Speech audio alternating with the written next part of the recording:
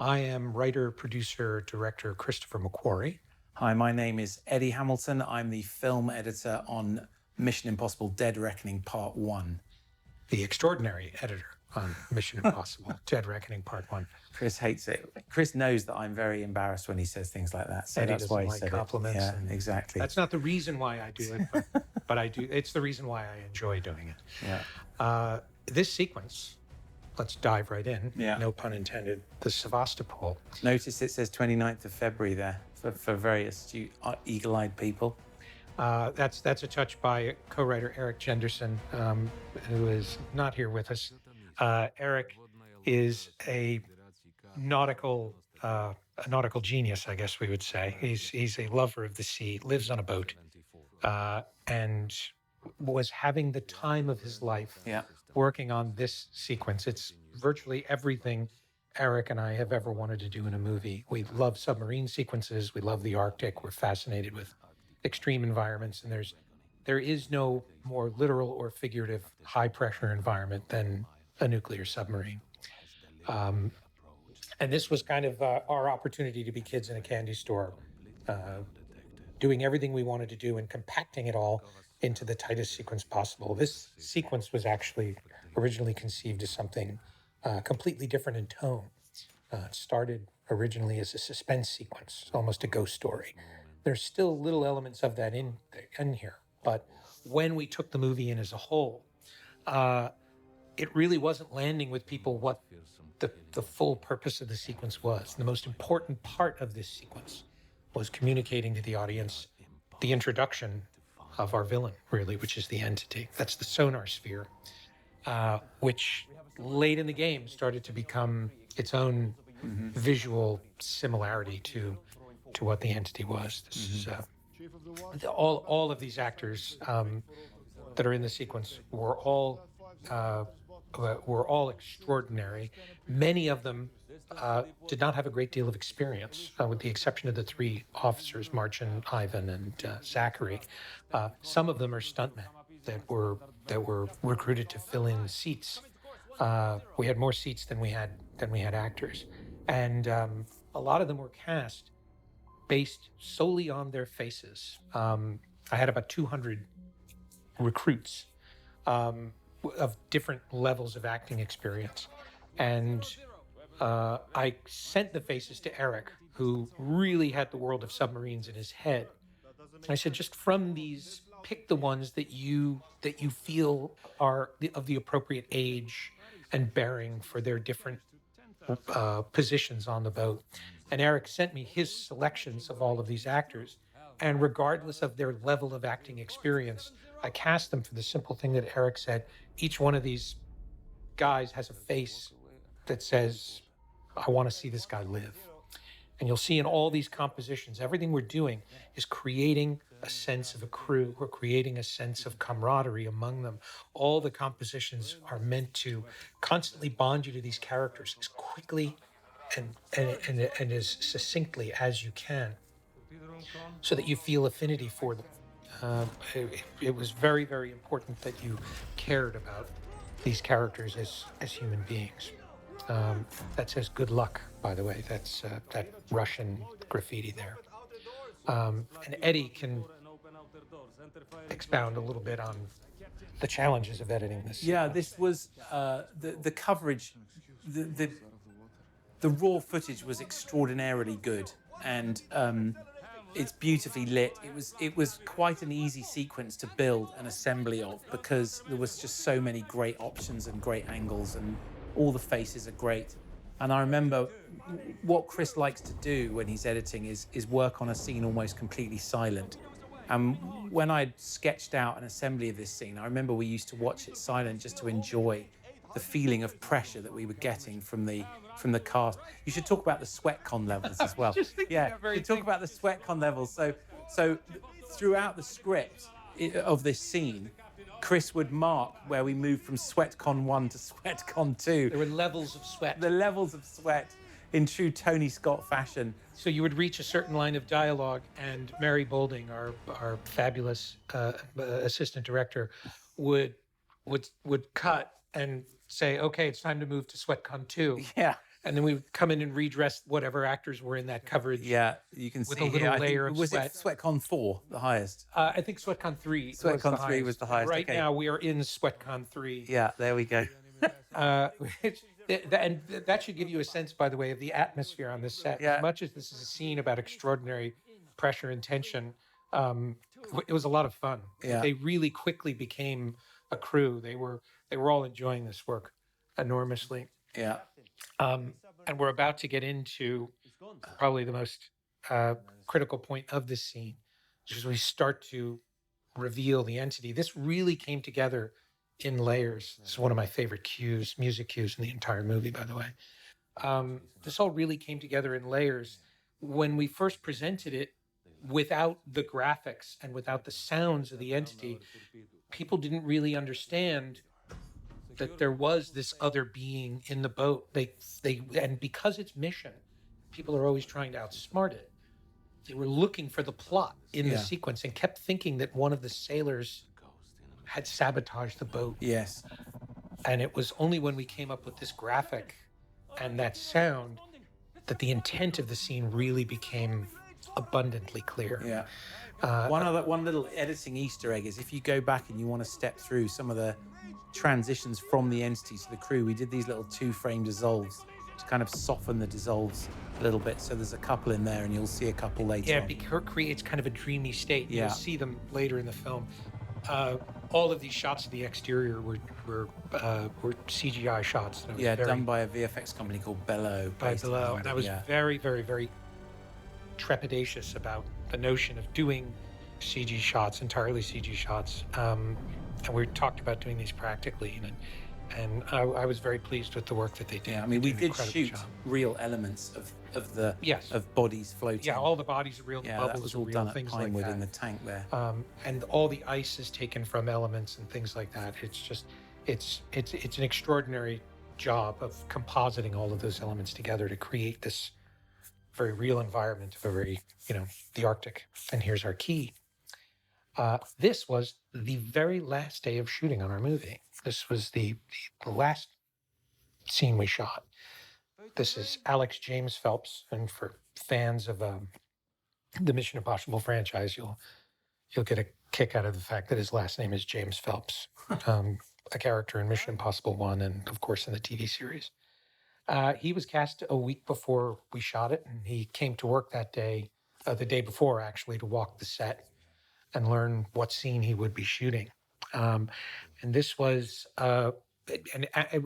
after we had finished the entire film, we were finally able to figure out what was the best way to introduce Ethan. How do we introduce this character in the most efficient way possible?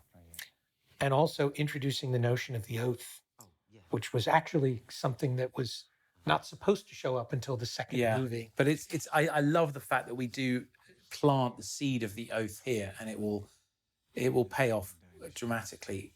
Well, it'll pay off very satisfyingly later on. Yes, and it actually resonates. While we don't draw a circle around it, it resonates through actions that characters take in this movie into the next movie. The set that they're on right now is actually the repurposed and rebuilt Venice safe house set. We've just taken out certain walls, and if you look at some of the architectural elements in here, you can see the Venice safe houses in there. That's Gary Freeman. He's a brilliant production designer, great in working on a budget. And when we said, hey, we need some sort of a safe house for Ethan, that's where we ended up. And Alex just got a fantastic face, and he tells you an entire story about some kid who's just beginning his life in the IMF. And we picked Amsterdam. Originally, there was an exterior scene, which you might see, or you will see in the deleted shots reel. And you'll see some shots of Ethan walking through an Amsterdam market. But in the end, we decided to get straight into the introduction inside. That was Ethan's dossier photo from Mission 1 and his hair from Days of Thunder. That's it. And that's how you create a 1989 version of So Tom. here we've got these little 2-frame dissolves just to soften these edits, which so you is can quite see fun. that's a slower dissolve, but you'll see a 2-frame dissolve right. And that's Mariella Garriga, obviously. Mariella Garriga is absolutely sensational Yeah. actor. We have plans for her. And you can see these transitions when we go back to Ethan. That's a hard That was a cut. soft. I think that was a Was that a two-frame dissolve. two-frame I think it dissolve? looked like it, but there was a reason that we went kind of very analog and straightforward with this mission briefing, because we did originally have one which was a little more Techie. sort of graphical, and it just, the film, it didn't sort of stick on the movie very well, and Well, we also tried to be too clever by half in terms of how we parsed out the information. yeah, I'm always struggling with straight information. That was a two-frame dissolve, by the way. yeah, And was trying to weave it into the story in a more elegant way. And what happened was you just weren't listening. And one of the rules of Mission Impossible, and there are very few, is Ethan must get a mission. This is part of the contract you sign with the audience. This is what makes mission. And so we, as much as I wanted to reinvent this idea, mission has a mind of its own, and this is part of what makes mission. And it turned out to be, it turned out to fix a lot of things we were struggling with in terms of people understanding things like the Mariella backstory. It just laid it all out there. Yeah. And it helps enormously that you have an actor like Henry Cerny, who is so good taking exposition yeah, and turning it into something very, very lyrical. Tom, all of this acting that he's doing, he's reacting to dialogue that we hadn't written yet. yeah, exactly. So I was giving Tom more or less emotional cues. And what is Ethan's emotional state? We did know one thing, which was obviously that find the bounty hunters and you may find her. That was always a constant through any mission briefing. This shot took 4 days to get. We had 1 hour every day at magic hour. And so we would be shooting the desert gunfight about a mile away from here. And as the sun started to get late in the sky, we'd pick everything up and run out and make an attempt at shooting this, which is obviously, it's all a oneer, lots of moving parts, horses and whatnot. And there were only so many times the horse could get up, and there were only so many times that the horses could run past. And you had to be very careful with the horses, didn't want them to get injured. And so we had about an hour every day at magic hour to attempt to get that shot. And on the 4th day, we got it. And this is Abu Dhabi. This is the empty quarter in Abu Dhabi. And here, of course, is Rebecca Ferguson. This we went back and reshot, gave her more of a prominent introduction. I had shot it originally in this set and just wasn't satisfied with it. It just wasn't a strong enough introduction. And we have a real particular fixation in terms of how to introduce characters. Yeah. So all of this in an earlier sequence involved a much longer journey for Ethan. Yeah. So you got to see a lot more of the horse. Yeah. He was called Zeus, I remember. Zeus. Yeah. Zeus, the horse, is a champion horse and has an enormous ego. Zeus knew right away that he was in a movie, and when the camera started rolling, Zeus just took on a mind of his own. Yeah. And and would walk when you wanted him to run when you wanted him to walk. And there's a shot coming up where Zeus is supposed to stop, right here, and blew right past camera, which actually turned out to be useful. It extended some of the geography. So for a lot of this, you did have these gigantic jet engines blowing sand around the set. Yes, And sometimes it's augmented by ILM. Yes. Like the sandstorm as Ethan's racing towards the town there was sort of built by Industrial Light and Magic. Yeah, there are just times for safety, or when we're covering so much distance that you couldn't blow enough sand over it. And there are times when the actors' faces are uncovered, like here with Ilsa. There's some wind going, but if you had sand going, her eyes would be filled with sand. Yeah. So we had her acting that she was getting particulates in her eyes, but actually This is a wonderful shot. I absolutely love the composition and the way the camera moves to introduce that to introduce character of this Braid. character we refer to as Braid. Yeah. Who's actually played by, I believe, 5 different women throughout the sequence, because of the places where we shot it, and any number of people, including Rebecca. We should talk about the sound mix here because it's just extraordinary. It kind of rocks the the theater when you're inside a cinema watching Yeah, it. our sound team, this actually, there was a lot of time and effort that went into this. And then it was really only on the very last day when we took the sound design apart and put it back together again. There Yeah. had been a lot of notes and thoughts and rules, and we finally just went down and picked specific sounds. And then the most important part was to mix in a level of bass so that you actually feel the storm. Yeah, so as if much you're as hear watching it. this at home, your subwoofer will be getting a very good workout in this little bit of the movie. Yeah. Although we now go into much more subjective, dreamy sound design here. And we played with the end of this sequence, and Yes. how it would end and where the credits would fall in the beginning of the movie many times, and finally settled on this, which I love the ironically was dissolve here as well, because it's interesting when you're watching this, it doesn't feel like a new chapter in a way. It feels like a continuation of the story. and you've dissolved from your protagonist to your Exactly. antagonist. Exactly. And so your hand is being held through this whole opening of the movie, so it feels continuous, because we're well aware that the opening titles are coming quite late into the film. Like, some people are going, wait, we haven't had the opening titles yet. Yeah. Here's an extraordinary assemblage of people. This was a very challenging scene to shoot. It was our first day on stage after coming back from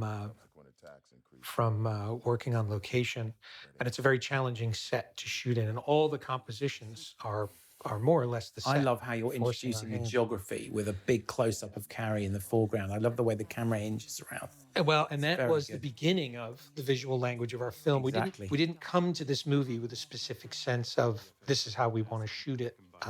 That tends to paint you into corners. I really wanted the movie to tell me what its look was, and obviously, I want every mission to feel different. And Chunky Richmond, our camera operator, Fraser Tagger, cinematographer, Martin Smith, our gaffer, we were finding the look of the movie, of the sets here on day one. And this was the first shot, was Carrie's close coverage. And what you're seeing by putting Carrie where I am, I'm showing you the room without doing a classic establishing shot.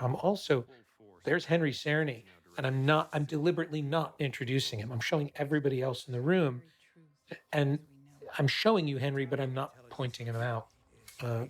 This shot was done Yeah, I mean, this was done at XL, right? XL, the In same London. place where we did the train station. Yeah, and in Rogue there Nation. were, I don't know, several hundred typists. Yes, Yeah. shot at the height of COVID. Yeah. I think we had 200 extras. So in total. ILM extended all the people in the background, but there were a lot of people there to make Yeah. it feel as And real as Dira possible. Varma, just extraordinary actor. Rob Delaney, Mark Gatiss, Charles Parnell, who came back from Top Gun for us. And here's Marcello, our man of mystery. Marcello, it was all about movement. Marcello and I spent a lot of time just working on movement, not blinking, and the longer we could stay on him and feel his thoughts, the better. And you're looking again at all of these compositions. This is all about compositions that are creating geography in the room without using a traditional wide master shot. And there's Henry Czerny. We're very carefully placing him as the only person we're not putting in close up. So he's always in the shot, but we're never deliberately showing him. In fact, look at this wide shot. Right at the moment where you're about to see Henry, the pillar blocks him and we cut. So that this was always intended to be his introduction. It creates a sense of prominence for this character. And then we discovered this, which is boom. The first shot that shows him is actually in a wide. And he's quite small, and he gets bigger and closer as he's telling us this story. He's growing in prominence across the shot. We're not just introducing exposition. With everything we're doing here, we're introducing character, suspense, story. We're creating a sense of atmosphere around the entity. So while some people are taking this scene quite literally as a lot of dialogue and a lot of talk, there's actually a lot of story going on, including a photograph behind Carrie Elwes that That's true, if you pay almost attention. no one on the planet has noticed, and I've been enjoying. while everybody is picking out Easter eggs in this movie that aren't Easter eggs and references to other movies that aren't references to other movies, they're missing the fact that Angela Bassett's photograph is on the wall directly behind Carrie Elwes. And that was one of your wide shots there. As Henry walks over to reveal the room, you get Yes, some and that was nice job- discovered as a matter of necessity in just getting the coverage and following the blocking, all of which we discovered with the actors, how everybody was composed in the scene. The wide master presented itself rather than us adhering to it. And it occurred much more organically. And as a result, we never shot the whole scene in a wide master, Yeah. which is what you tend to do. And then you only use 8 seconds of it. It's an enormous waste of time. It was much more interesting to us and useful to us to find character instead of spending time on information and blocking. All of these, everything you're seeing is coverage that's telling story, as opposed to point to camera at an actor and just have them say all this information. This was something we discovered quite late, Very late. recapping the desert so people understood that they were referring to what you had literally just seen. And also to establish in the audience's mind the notion of intercutting so that when you did it later, it's not jarring. It doesn't come out of nowhere. Gary Freeman's choice of that painting in the background keeps a little sense of the desert in the room. The scene that they would be talking about. That's another visual connection. There's Angela again, and I like the little visual of the two of them with their arms Symmetry, folded. Yeah. This is where Chunky, our camera operator, and I were figuring out what's the visual language of our movie, and how are we going to compose shots? How are we going to create character and pressure? And you can see that by doing that, Marcello is present throughout. So even when you're not, so in the same way that Kittredge was present throughout the beginning of the scene, Marcello is present throughout the second half. And a very tough balance we were trying to figure out. There's drama and suspense and a spooky story we're telling about the entity with music. But then you have to get out of the way so that you can enjoy the humor of this stuff. We're talking about I love the that, the IMF. IMF. I love the way you remythologized it. And it's one of the first proper laughs in the movie when we're working on these, you're always kind of gauging how engaged the audience is if you're sitting with them by how much they laugh. And they laugh on Rob Delaney's should delivery. he choose to accept. And I when love you felt that. the whole audience laugh, You know that they're in and Okay, we they've got paid 'em. attention. Yeah. We have one of those on every movie. It's just Yeah, kind we of do, like yeah. the first laugh is like the on-ramp to the movie. Correct. Exactly. So in editing this entire sequence, the challenge of editing this entire sequence was not only the information, but all of the tonal shifts. Yeah. So you're actually having multiple scenes within a scene. And we treated it that way very specifically so that, over the course of, I think, what was 14 pages of dialogue, you felt an evolution. And a lot of that came from things we learned on Top Gun. Yeah, very Top much Gun so. Maverick. In the bar scene, some massive introduction of lots of characters and lots of information. And how do you do it in a way that the audience can feel it and not have to concentrate on it? They're absorbing what matters, but they don't have to keep track of all of it. And the more you watch the movie, the more you return to the scene, the more information you'll glean out of it. So the editing of this scene was very precise. The way that we chose to cut on certain lines of dialogue, the way that we choose to Cross the line. Case in We're point. keeping Ilsa alive in the story, obviously, at this point, deliberately with the compositions. And every time we cut, it's on a very specific idea shift, or we're A subject change. Yeah, with subject change. We're forcing the audience to move their eyes from one side of the screen to the other so that you are forced to keep engaged with the story. Not and letting this, you drift. This flashback we really put in almost in the last week of editing. After 2.5 years, we Yes. figured out that this was a great place. Initially, the reveal of Well, yes, this was after Rome. Well, yeah, the end of Rome. this whole idea that we were holding back Yeah. on the supposed death of Ilsa Yeah. was originally we had thrown that idea out. We had Yeah, we because kind of let we it wanted go. the desert to have a win in it. Yes, well, we knew that if you went into the credits believing that she had died and Yes. withheld it all the way to Rome, which is what Yeah, we a originally good gonna hour do, into the movie. Yeah. it affected the entire tone of the airport. Yeah. So we knew you had to reveal this somewhere else. Yeah. And we went full circle. We threw the idea out, and in the very last week of editing, the idea came back. And a lot of this is told through sound design. This is actually shot on the back lot at Longcross Studios. It was shot much later. And yes, and so here we come back and you see us again crossing the line. And we've now shifted the audience's context, because now we know that Ilsa's alive, and therefore we know that Kittredge has had the wool pulled over his eyes about the fact that she's dead, and Ethan has outsmarted him, and how he's got the key. It's great. And how all of this serves to lay up the cut to credits. We were always struggling with where do the credits go. Yes. And once we built this structure and presented it to Tom, we had the credits in a different place. Tom was very happy with the structure, and the only note he had was the credits are in the wrong Yeah. He place. says the credits have to come after a caper. Come after a win. They should Yeah. come after. You should have a lift when you go into the music. Correct. You want to feel a cheer. And we said, yes, but that's 28 minutes into the 8 movie. minutes. I know. Nobody does that. And he said, yeah, but it's in the right place. It's in the right place. It just feels right. Yeah. And that's one of the things I love about working with Tom is there are See, very few these are the rules. line crosses that people are like, why are you line crossing? And it's literally to make your eyes move.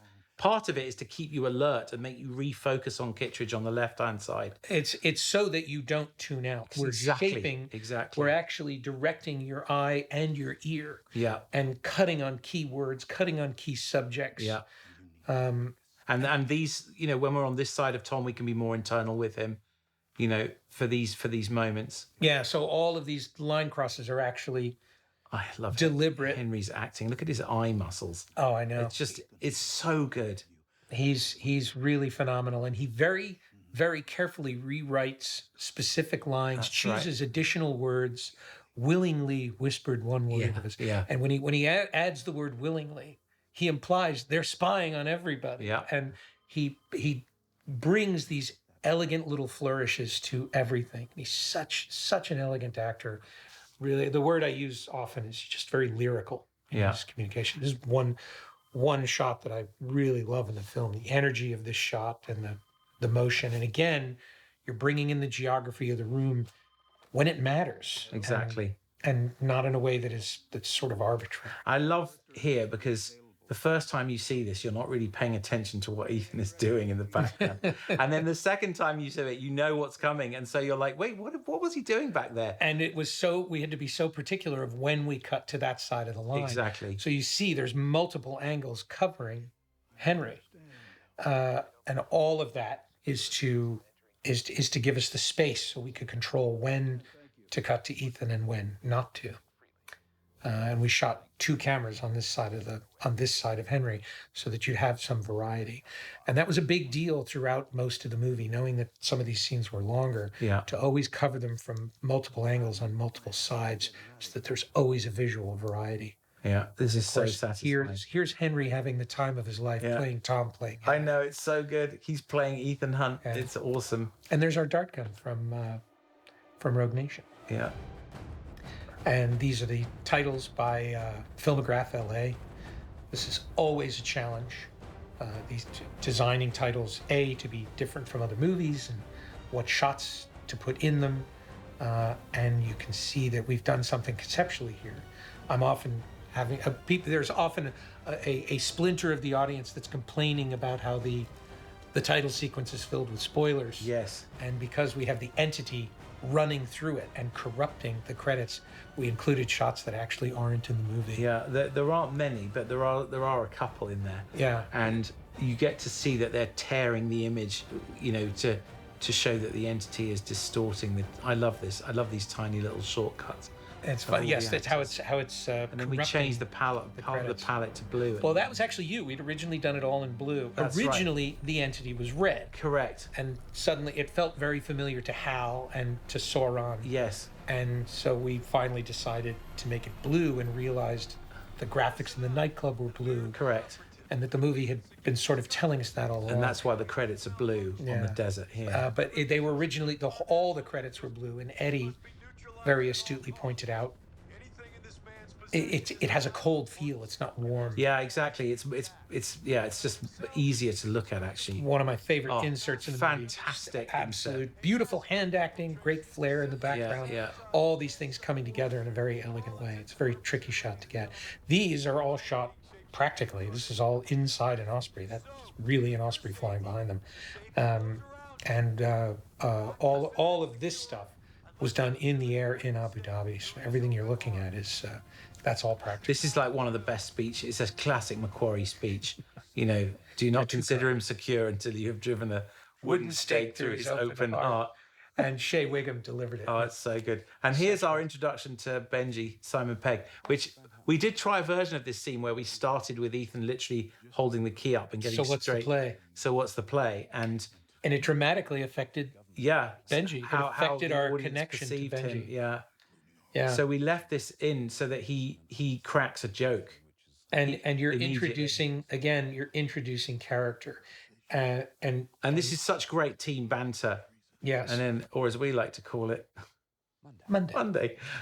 and as only Simon can do. Yeah. And so what you might be perceiving as a repetition of information is actually we're introducing the characters, Yeah. and we're also taking into account that people don't absorb the very important information. There's so much going on visually. There's so many things happening in the scene that if you're perceiving repetition, it's because you're way ahead on the bell curve. And here's another example of one of your wides, which hinges around an object.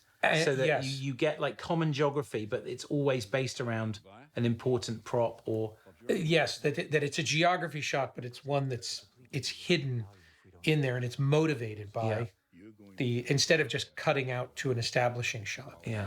They were all very carefully considered, and they were all things here's that another were one. found on the day. Yeah. Yeah, so you're keeping geography in there. You're not stuck in these tight close-ups all the time. You have to be very, very careful with that.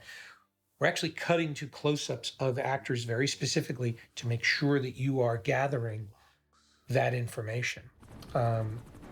And I remember seeing these dailies and just thinking this was totally dope.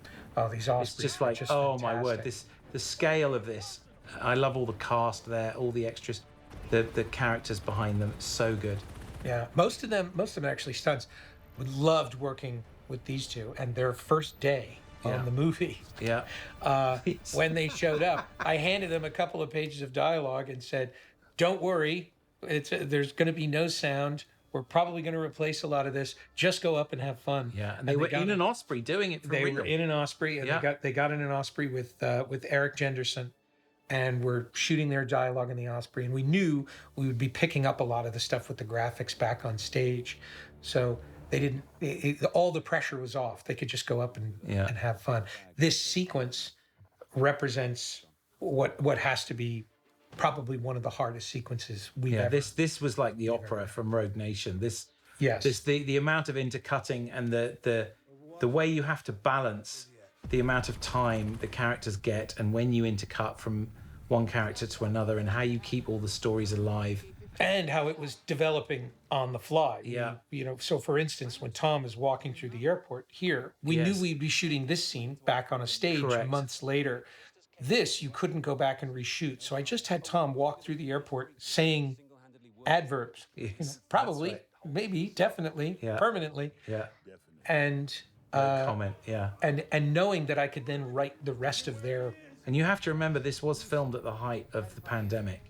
And Yes. so when I was getting these dailies, everyone would had masks on, and then you would hear Mary Balding shout, "Action!" All the masks would come off, and they would do the scene, and then they would all go straight back on. and they were all in pods. They're all in the pods of 10. And this Now, guy- was this Shea Wiggum's idea? No, this was an idea that came prior, but Shea's performance. Yeah. And this idea, and he said, "Can I do this?" Yeah. And asked the actor. Yeah, it's so good. It's so fun. And then this is such a great nod to current deepfake artificial intelligence technology, which, is evolving week by week and, it is terrifyingly real. And the notion of That always gets a great laugh as well. No one is safe from Phineas Freak. oh, it's lovely. I And love it. Ving, it's so funny because Ving, when you feed him those I lines, remember he's like, this. I remember this. you know, he'd always look at me and go, "Really, brother?" I was like, "Yeah, just do it. If it doesn't work," and he's always uncertain about the humor, and Yeah. then he just loves it when he watches it pay off. I remember seeing these dailies and just think they were fantastic. Oh, and How you did this with, oh, it's so elegant. And there's sometimes here, because he's not actually saying any lines, and we added in Benji, get me on that flight to yes, Venice. exactly, because Yeah. we knew the sequence was developing, and we knew things were going to evolve because you're into plot, and whenever you're into plot, and here's this shot. That was very challenging because almost exclusively you're in Ethan's point of view, and that one shot of Haley, you are not in his point of view. Yes, he And has to miss so it. we have to kind of break our own editorial rule there a little bit. And now we're into what is really a critical essence of this movie and how it is shot, how it is edited, movement. Yeah.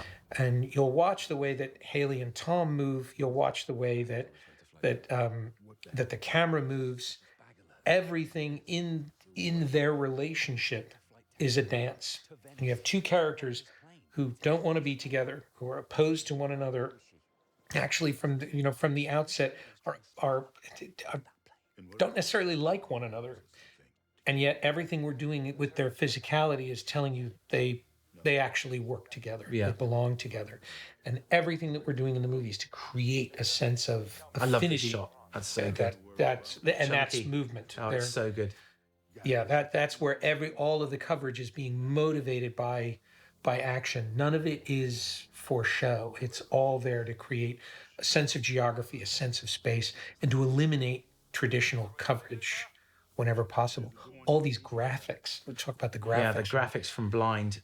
Yeah, Blind doing Blind the in graphics, London. and all of which was extraordinarily complex and complicated. You've got such a tiny amount of time to draw the audience's eye to what you need them to see. And it's really important that we don't trust that you're doing the work. We're trying to bring it to you so that you don't have to work. Yeah. This was all shot months later, maybe even longer, maybe like a year or so later, in England. There's a It was train station in Birmingham, wasn't Birmingham. it? Yeah, Birmingham Yes. New Street Station upstairs. And this is one of the few times in the movie where we're using longer lenses. Yeah. And it's an introduction to the sensational Haley Atwell.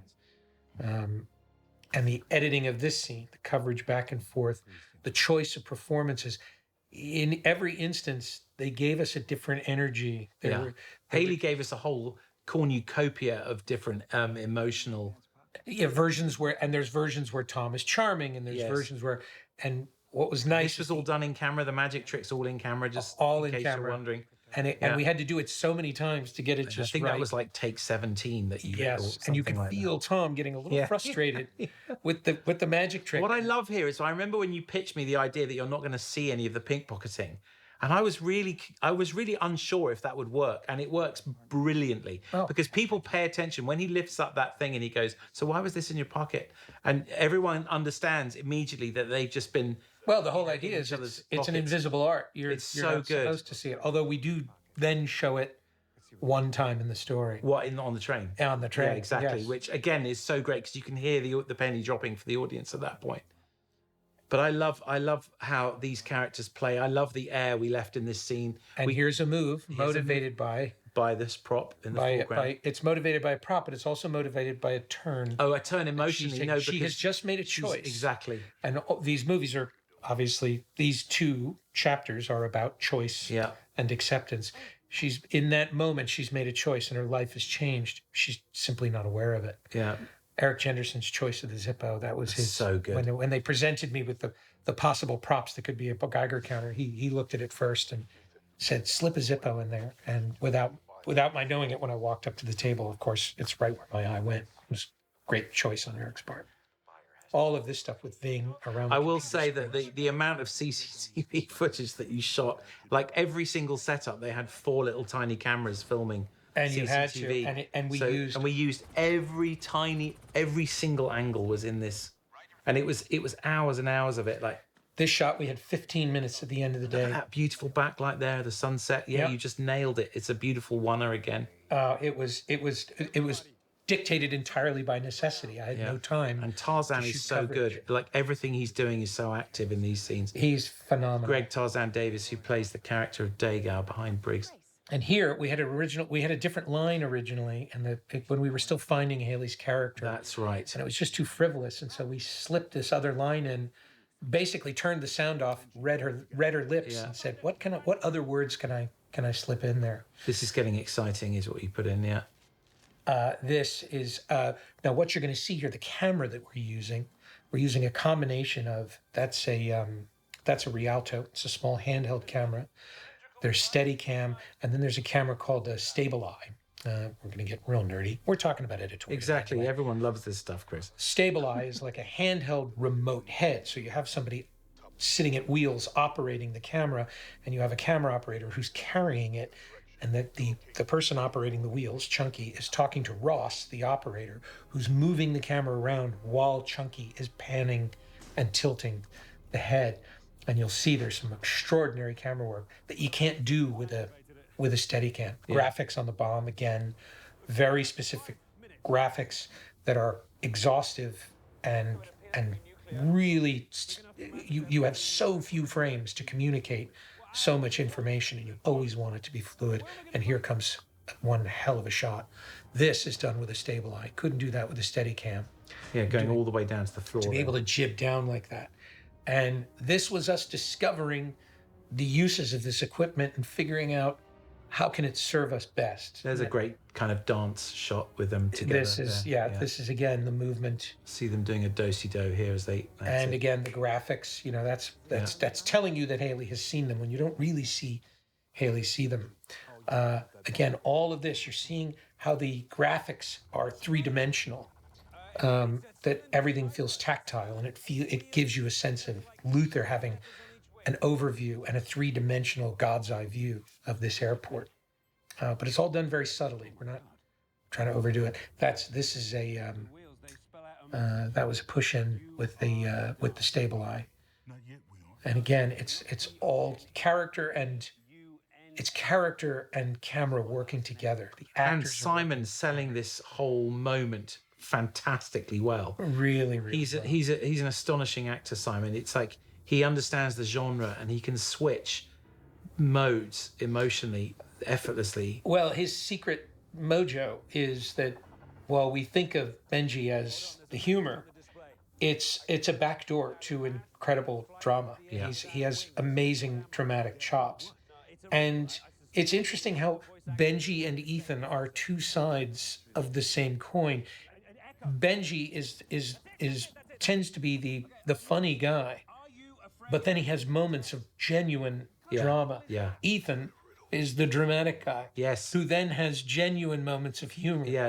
And they each complement one another, and they don't step on one another's space. That's correct. And we really discovered that as we were able to articulate that only very recently when we were lining up stuff that's going to show up in part 2. And Are You Afraid of Death was actually not in the original assembly of the film. That was added later. Correct. It was another line. There were a couple of moments in this scene that were off-putting. Yeah. That how I had written Simon, it was they were lines that were humorous, but they had a negative connotation. Yes.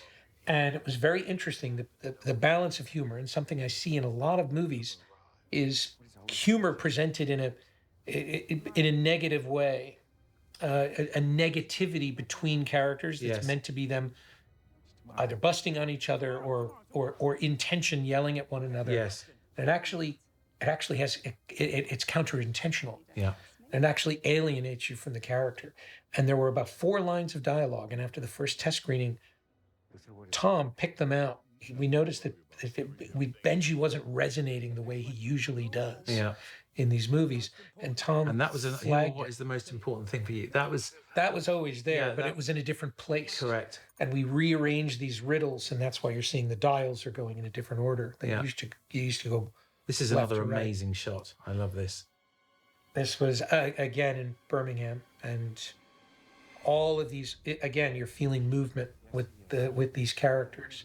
That was intercutting all this stuff with the riddles, and making sure that the rhythms of the sequence are getting kind of faster and faster through And the this camera section. moving and having to be aware of where everything was in the order in which it was happening. So you're feeling a visual progression. And the music is building, building, building, building. It's building.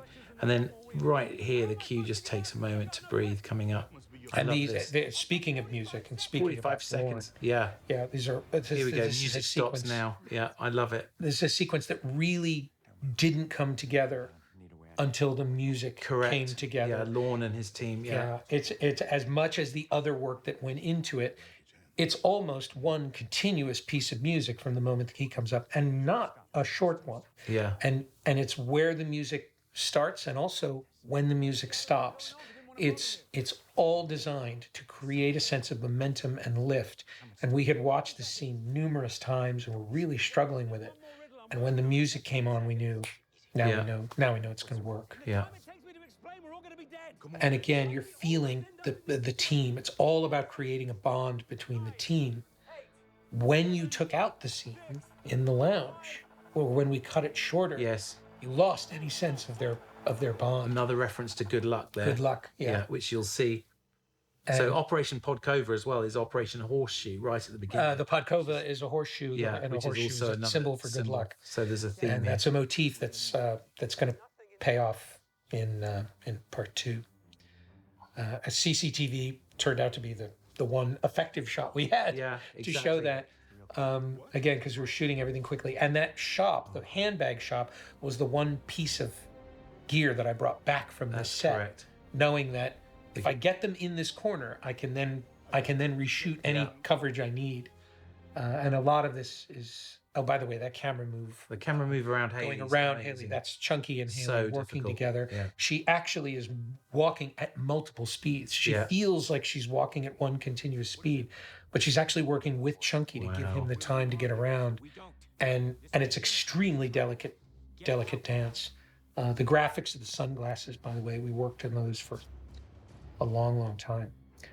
This is all happening. So Shea Wiggum is wearing a wig here because he was playing G. Gordon Liddy. I didn't even realize that until you said it. It's the most It's terrible one of those hairline. things where people just don't Yeah, notice and they had unless you know. the hair and makeup. This is not to make very clear. They had 3 days to get a wig ready, and Yeah. they were mortified. And I said, "Don't worry, we'll This fix was an interesting thing where you added the Rome really at the end because just so that you." Well, we originally had a shot that showed it, yes, but we stopped. The whole scene stopped, so That's you right. could read Rome. So instead, we went through here and planted Rome there. Yeah. Those are all added later in CG. just so that you subconsciously realize that she's on her way to Rome, and then That's right. when they turn up in Rome, you're not. And again, Tom giving this energy, he gave us different performances That's at the right. glass, different reactions to Haley, which we could then And shape there was later. a moment where Haley was a little kind of smug. dumped. She kind of She was- spiked the football. Yeah, she was kind of smiles smug and she did the nose thing. she from tapped the side of her sting. nose like the Yeah, sting. We yeah. played with all these different ideas, and what happened was you rejected the character. Correct. You felt a sense that she was celebrating Yeah. beating Ethan, and we dialed all that back, and it changed your affinity. And also, That's not Luther, by the way. it certainly made her feel more like she was a little nervous and in over her head a little bit of like what she got into, Yeah. rather than just being in control.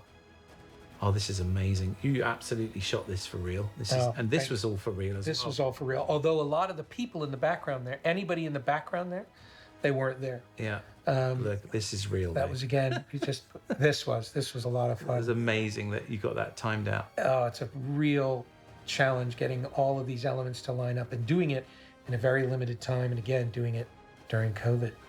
And that was the airport. My God, I'm glad that's over. Our graphics More here, beautiful graphics from Andrew and the team at Blind. and this was Andrew it Booth. really evolved over time to include more and more. And you did actually build this. This was full of monitors. I mean, they Yes. got like 300 monitors from a museum in Cambridge, like Yes, CRT. all of that's practical. What's fun about this is there actually is no set. You're looking at a soundstage. That's right, the walls of the soundstage. Yeah. Or we realized if we did it this way, shot it in darkness, and you'll notice like pointing a lot of source lights at the camera. There are no walls to the set. That's in the corner of a soundstage. And this scene used to be quite a bit longer, and you'll see a little section of it in the deleted shots Yes. reel with It was exposition where they were explaining what the entity was doing and how the government was reacting to it. It was all to keep the notion of the entity alive and to create that pressure. And we had it in our pocket, but we also What's knew it was weird about information. this is Rome is never this empty. Because Yes. these aerial shots were done when everyone was in lockdown. Yeah, we had to add a lot of the life. There's a in few Rome. people, on the streets. Really, Yeah. I love this. I love the way you covered this scene as well. These are terrific actors from Italy that you.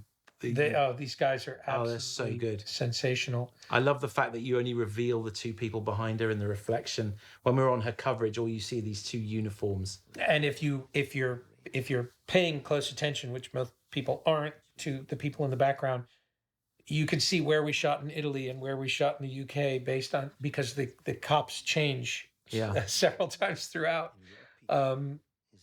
And that was a challenge because this scene was broken up over so many locations because of. Love the reveal of the handcuffs there. It's beautiful directing. Thank you. Yeah. And then it's so satisfying here in the audience when she takes the paperclip because everyone's like, oh, she's got the paperclip. And I love the fact that it doesn't pay off for another 20 minutes.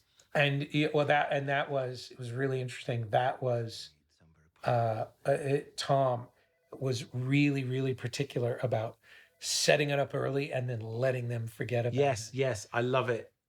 Yeah, and I was subtler in the reveal of the paperclip, and then we just pushed it real hard.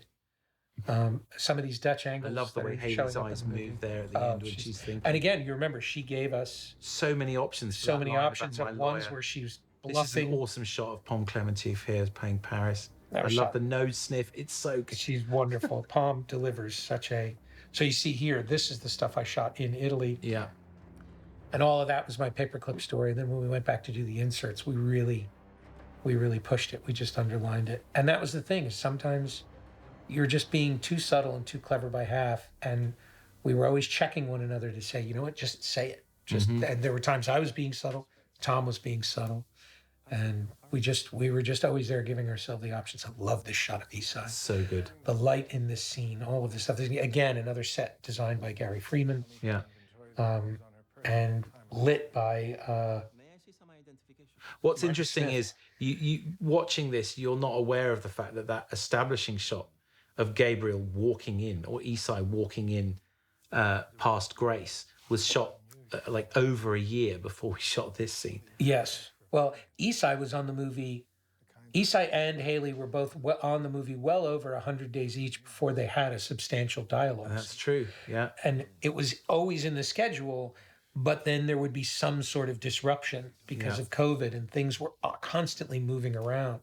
And so a lot of what they were doing on the movie was their action and not their character work. So a lot of I times love the music cue here as well. The kind of the snake charmery vibe. Yeah, the vibraphone flute, which was the entity. That's cue right. for us. We really believe that was telling the story of the entity. And Edgar Wright came to a screening early on, and he said, "Could there be a sound or a musical cue for the entity?" I said, "What, are We you were kidding looking me? at each other going, Are you "We've got kidding the me? flute." It's right there." And when we went back and watched the movie with that filter, we realized it was everywhere but on the entity. Exactly. And that's when we brought in a sound design element. It was James Mather. That's right.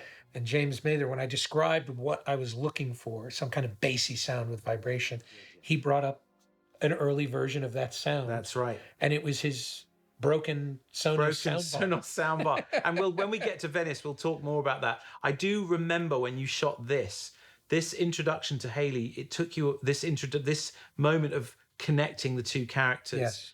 Took quite a long time to film. This was in Senate House in London, wasn't it? Yes. And as a result, we ran out of time. You did this. All of Ethan's coverage. all of and Ethan's this coverage. is on a stage a year later. I know.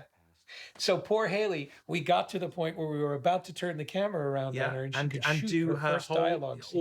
all her characterization, Yes. all her backstory, everything is in this scene. And this we shot, you remember, this was all information. It was dialogue in the scene. Yeah. Ethan saying it. And we kept feeling like we have to shoot this. We actually have to show it.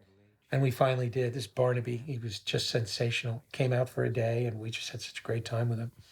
So yes, everything you're looking at with Haley in her coverage, we just built a little 3-wall set with a carpet. Yeah. And I remember doing an edit of this scene where I just had literally Tom's side and then just either using the white blanks. shot or blank, slates, Her just saying, off-camera dialogue. yeah, exactly. But yeah, look at this. Again, this is just so well And here's composed. a line improvised by Haley.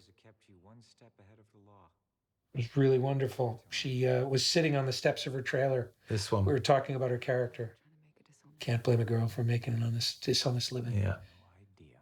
And that was one of the key understandings of Grace. That was kind of the beginning of that.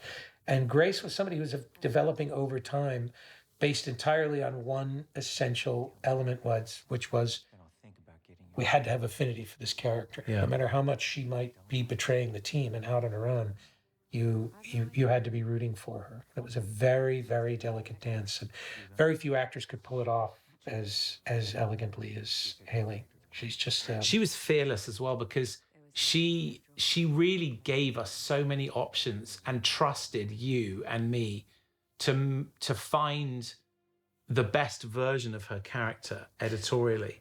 it was And yes. this was a very tricky scene. I remember this took us almost 2 days to build. Oh this yes, scene. it took a long time. Yeah, because each line delivery, you've got maybe 50 different options. Yeah, Something like and that. You can see there's a subtle shift in the camera there. So when Tom is reacting, you just feel the camera jib up a little bit and create pressure. The rest of the scene is relying really on them, and it's feeling their chemistry, and so much of what we're doing here in these compositions and cuts and the love those bouncing cuts back and there. forth. It's all meant to create the energy of what the characters are feeling. That's not Shea Wiggum. He was not available to us that day, and that is Shea Wiggum. There's a lot of use of body doubles in the making of these two films. Tom, insert king. That's a very tricky insert to get to tell that story on the fly. I love the way she looks at him like, what am I going to do? What am I gotten And then- myself and then into? this And is it just allows so good. this. Yeah. That little piece of behavior allows the shift, and I love these supporting players here. All these faces They're so well are so cast. great, Yeah. and the affinity I have for them, because every single one of these men stands up believing they're protecting her, and I like all of these guys, and it puts Ethan in a very uncomfortable position, and Tom plays it so well. That was a big techno crane to get that shot.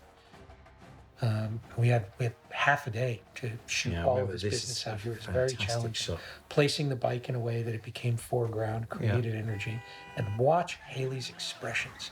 Just watch when she's doing she's giving the character she's giving you, the activity, the animation in her face is really All extraordinary. the way through this chase scene, yeah. Yeah. This used to be twice as long as it is in the movie now. This is awesome. The way There's a cut right there. There's a You can't tiny see it. dissolve That's to get from one take to another there. That's brilliant Eddie Hamilton editing. We loved her delivery in one scene and in one The shot. impact. The impact in another. Yeah. And it actually looks like a oneer, and there's actually a dissolve in there. It's quite I remember spectacular watching bit all of these editing. dailies and just it was such fun to put all this together. This was, and way the that Ethan's chaotic looking at, like, nature, what's she doing? the streets of Venice, or of Rome rather, the streets of Rome, the cobblestones, just how everything's uneven. It creates a really particular energy to the camera, and what you're seeing is Rome is really participating in the camera work here. You wouldn't get quite the same energy. This was all shot in a backlot for the simple reason that if we tried to shoot it in Rome, it would have taken us a day just to install Correct. everything. Yeah. And we only had 2 days on this location, Yeah. on Imperiale. I love this point of view that you're in here directorially. You know, the sound design is all going very subjective. You're All with Haley. dictated by practicality. Yeah, I all love it. dictated by the fact that if I stayed in the car, I didn't have to shoot it in Yeah, Rome. I love it. And then this slow motion bike knocking the two guys down coming up. I never thought No, we would and pull it this off. always gets a great reaction. It's just so elegantly done. It tells you when, because I look at it and I still struggle with the animation of the bike. What it tells you is that technical excellence only gets you so far. You've got to invest them in the story, and that'll carry you. This shot was Chunky was not available that day, and Sean Our other camera operator was there. This is an extremely complicated shot. It's a Again, I lot. remember seeing this in the dailies and thinking, oh, just another. It's so elegant. It's like the story's building. Everything's motivated. We've just had a very cutty sequence with the cars, so you're allowing the audience just to change gear. All Visually. dictated by practicality. Because by doing this, I've eliminated coverage. And even though we shot this, But this is 18 very times- hard to do. This stuff. It's like it's advanced filmmaking. It's a gamble. It's an enormous gamble because if you don't get it, Yes. you're buying yourself the time to shoot it, provided you get it. So we went to a racetrack, you remember, and we lined up all the cars and the actors, and we figured out the shot and rehearsed it, and then went to the location to get it. So we were very well prepared. I love Tarzan. Tarzan's so energetic. He's so good. Great. And Tarzan is just a lot of what you're seeing is just his natural instinct as an actor. That moment with Shay, Yeah. that was Shay on set feeling that moment and creating energy between him and Ethan because we knew what we wanted their story to be, but how do you tell it? How do you tell it through behavior? And Shay suggested that idea. So it's a brilliant. I love the fact that this is totally visual and the audience completely understands why they have to switch seats. It's vital. Yeah. When we're making these movies, we are making films for an international audience. And we don't want you to have to read the subtitles to be able to follow the story. We want you to watch it as a silent movie. And whether or not you're listening to the dialogue is really, quite frankly, trivial to me. We always edit. When we're watching these scenes back, we watch them with no sound and no music. Yes. When we're working on these sequences, they have to work completely visually first. And then we know that the sound design and the music will just now elevate it. This shot with the Humvee coming up, well, you saw it hit those cars. Yeah. When it did that, it destroyed the steering in the car, and now the stunt driver is trying to control the car, and it just had a mind of its own. It's up on the pavement on the same. And we added the bus later and just used the shot. You'll see this was a little bit longer. They used to spin around in front of the wedding cake monument. Well, that was it. We were getting a lot of notes about length in the car chase and in the train, and we just kept pulling out shots one at a time. And in the end, there was a sense that the chase started and then stopped again like 15 seconds later. Well, that's the lesson we learn every time we make a chase scene. There's always a shot in there somewhere that just an individual shot. I love this. I remember seeing. Oh, it's such fun. The way that these shots are so dynamic. Well, your editing in this too is just extraordinary. So Punch-ins cool. and it's this is an all amazing very shot. chaotic, but it's Behind all very Tom here, when you see all the bikes just. Oh my God! With this, Yeah, it like made that. modern art out of those things. There was an 8-foot-high sculpture of smashed scooters, and here we are. This is the essence of this chase. For all the energy and all the resources that go into it, the cops, the stunt performers, the street closures, none of it would work without the performance of these two actors. And speaking editorially, always covering them, almost always in a two shot. there are very few single shots, and that means that it's not that you're not able to create performance the way we do in other scenes where we get to pick and choose takes. Exactly. They both have to be in the moment at every moment. And look at the skill of Tom's driving there to knock the scooters. That's all real. And this is that's all it's practical. incredibly difficult. Tom is one of the best stunt drivers in the world, and we all kind of slightly take it for granted. I know we do. When We're we like, watch Tom these will get us out of this. And of course, what do? I handcuff him to his coaster. Figure that out. driving with one hand. We're into dance. Oh, I love this. We're now into Fred Astaire and Ginger Rogers. You watch this, everything about their behavior from this moment on, throughout the film, it becomes a dance.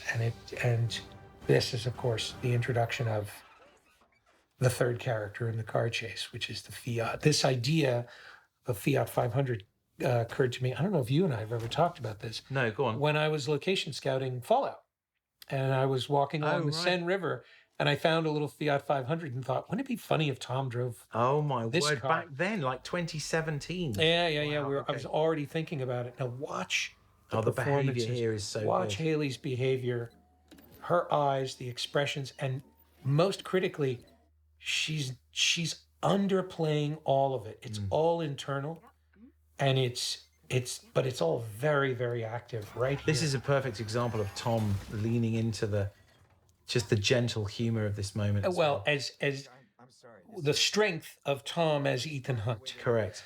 And really the strength of Tom as an actor. He's not afraid to look afraid. Edge Yeah. of Tomorrow, even in Top Gun Maverick, he shows his character's vulnerability, his character's weaknesses. He allows his character to be taken down a peg. Yeah. And it's what he's giving to the actors in the scene with him. And Palm is just That was interesting. This little moment here we created out of like B-roll of her sitting. of her sitting in the car listening, waiting for us to call Tom is action. always so active. Yeah. And we needed this tiny little beat to explain. Yeah, that was just Palm How I know not acting. exactly. We were trying to explain the fact that the police are back on their trail, and we decided to do it with the police. Here comes radio. the other character in the scene, Haley's hair. Haley's hair. And you wanted me to cut the second one, and I was like, no, it's too I love cool. it. It's great. It's a gravity-defying shot. Yeah. Now here we go to the Spanish Steps. Oh my God, this was Again, hard. you never thought this was going to work, and yet when it plays so well for the audience. Well, when you invest this much, we built the Spanish Steps, sections of the Spanish Steps, and it took so much time and so much energy, and ultimately, in the end, after you've spent so much time doing it, I just ended up feeling like this was all an elaborate way to just get the people to switch places. I no longer saw the forest for the trees. Yeah. And it was only when it played for an audience the first time and I their love that reaction shot. that I It realized, I know works. it's. I remember you had previs this back in like. oh yeah, no, that February is not a reference to Battleship Potemkin. I No. just needed the card. It's amazing how many non-references are in the movie. I guess they're subconscious. So all of that was done without ever physically touching the Spanish Steps. Yeah. And then So here we we're are still in London, and then this was in London. Yeah. I remember you lining up this shot of the Hummer, and the compositions are so strong. And then here, from this point on, we're basically from here we're back in we're back in Rome. Rome. And this, again, was not intended. They were just supposed to drive away. When we got to the bottom of the stairs, we found this little moment of character. But of course, we hadn't planned for it. So we were not very popular with the neighbors. But it turned out to be absolutely phenomenal. And it really made the sequence. Yeah, I mean, it is so wonderful when you see an audience crying with laughter at this point, because you don't know. You have no idea when you've been working on the movie for 2.5 years if it's going to play, and it's just so. You hope it will, but you but hope it's it- so it just works. It absolutely works. It's so satisfying. It's a real long game. And again, look, always in a two-shot. You're seeing the two of them together. It's so hard to do that. You take it for granted watching the movie, but really, it's hard to do sitting in a booth in a restaurant, 100%. let alone handcuffed to your co-star who's actually driving the car. Yeah. I love this shot. There's just such great story in that shot. And you left all the tire marks from the previous takes. Yeah, that's our little nod to Smokey and the Bandit. When you Exactly. watch that movie, Yes, there's tire tracks yes. everywhere. I know. Yeah, it's stuff like that where I just went, no, let's show the work. Exactly. Yeah. And again, all of this was kind of an embarrassment of riches. We kept cutting this down more and more, and you're starting to feel it right here. But we were still holding on, because what you're feeling is you're feeling character. You're feeling these two working together. They're starting to communicate. And that's really what the sequence is about in Yes. the end. It's all about creating a team between these two characters who, like it or not, they are a team. They don't want to be together, but they belong. And this was my visual idea, that they'd come back where they started. It's Correct. way too subtle. And this two shot of them, we shot much, much later. And it was all to solve a geography problem Yeah. of them looking at the car. But when they turned around and looked back through the window, I thought, oh my God. Those shots, by the way, looking up through the pedals, again, are really difficult, because you have to cut the front of the car off, put a camera there, elevate the car 6 feet off the ground. And I blame James Mangold. I gotta tip my hat to James Mangold. I watched Ford versus Ferrari, and he put the camera behind the pedals. I remember Anthony Dodd Mantle, and they did that in Rush as well. Oh, did they? Danny. Oh, good. So yeah. everybody's taking from everybody. Exactly. That's But I excellent. remember seeing those shots in Rush that they did and thinking those are very Watch cool. this performance, this behavior. First of all, blowing her hair out of her face and but her eye movement there. it's You can so already good. see her thinking, oh, this is going to be bad. There's such great behavior between them. And again, she's not celebrating. She's not rubbing it in. And it was very, very important that as far as she pushed us, she never pushed us too far. This was on a set we built on the back lot. It was also the set that we reconverted for the shot of Ilsa taking the key off of the. That's correct. Yeah. Right. we just The rainy repurposed shot them. from the Yeah, we beginning of just- the mission briefing. We moved some walls around, added some rain. Yeah. All of that in the background is a set extension. It's a fantastic work from both Gary Freeman and his team, and also ILM did a phenomenal job. And the question here was, we left this shot longer originally. So how long do you stay in it? And you had to cut to this shot sooner before you started to realize, wait, what happened? Yeah, I love Tom's behavior here. Look with the steering wheel. It's Steering just wheel, so and good. And you're looking at a very deceptively complex oneer that's all to hide the stuff you don't want to look at in Rome. They're big electrical boxes and all these things. And everything that shot in England a year I know later. that was a year later. That Yeah. shot. I know. And all of this was designed to just celebrate Rome and the very most beautiful parts of Rome. This is shot on a back lot some long time later. I've lost track of how long some of the gaps were. And this was the idea. This is where we were going to flash back Yeah. to the desert and show that. But we realized very early on, if you wait that long, it's going to. This is another genius music cue, which I remember you discovered because it starts as Tom walks out of the subway and takes us all the way through to Venice. It's one of the places where people might feel that they can take a break. That's right. But the way that you developed the music cue with Lorne and Cecile Tornasak, our music editor, meant that we just keep our foot on the gas here so that you. Well, and You're this not is compelled we to are take at a the break. point in the movie where everybody, when they feel the energy stop in the first test screening, they Yes. all got up to go pee. Exactly. And that is something we were very conscious of. Yes, exactly. We watch how many people go to the bathroom, when they go to the bathroom. Yeah. And that tells us that something in the story is that was a little punch in. Yeah, I by love Eddie that punch in, Hamilton. but also Very clever. This was a scene that was shot quite late in the day when we realized we need to recontextualize the White Widow and the fact that she refers to him as John Lark. Well, the nightclub. we made the same mistake we did on Fallout. We took for granted how much you knew and whether or not you needed to properly introduce the character. Yeah, So we reshot the scene, and of course, it's in the safe house. Anything in the safe house, we know we're going to end up reshooting because it's always a setup. It's always the reasons for why the action is about to happen in a much bigger location. There's all our CCTV footage. And what's really interesting is because we shot this scene a number of times, you'll notice that in one shot that's coming up, Rebecca's in the background, but it's not Rebecca right. because she was off shooting something else. All of these things, these inserts and these graphics, everything, you have to account for all of this. It's an enormous amount of work to keep track of, especially when it's a shot from a location you can't go back and get. Also, look at the windows and the architecture. That's all Tom's safe house in Amsterdam. That right there, that's not Rebecca. That's That's that's right. somebody standing in for Rebecca, and because we had to reshoot elements of Tom, and then we realized later we had to reshoot Rebecca's backstory. Mhm. We had a completely different backstory for why she knew what she knew. Two-frame dissolve, Yeah, and of course matching their eyes in the frame. We repositioned the shot so that their frames matched, and all of this is to create just a slight sense of dreaminess. I remember cutting to Tom specifically before the IMF so that landed for the audience. That's right. Yeah. Again, shaping that every single cut in the scene is landing on the dialogue we want you listening to, with the assumption that you probably weren't listening to the dialogue just before it. And it's all very carefully directed to keep you listening, keep you engaged, because we know it's a lot of information.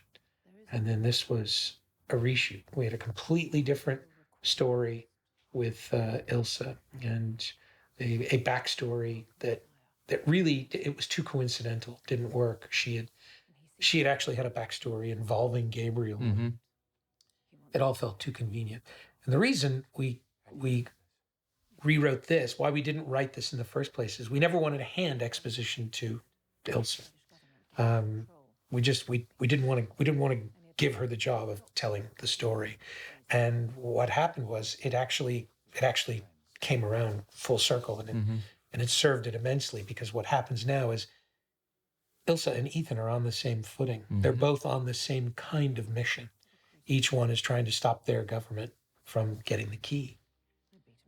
And we also changed the blocking and we put Ethan in the center of the room. Do you remember? Yeah. That originally Ethan and Ilsa were on their own plane, and Benji and Luther were on a different plane. And what we've done now in our blocking is strictly necessitated by practicality. We've put Ethan in the center of the things he cares about most, which is his friends. Also, one of the things I like here is the crosses on the window. None of it was intentional.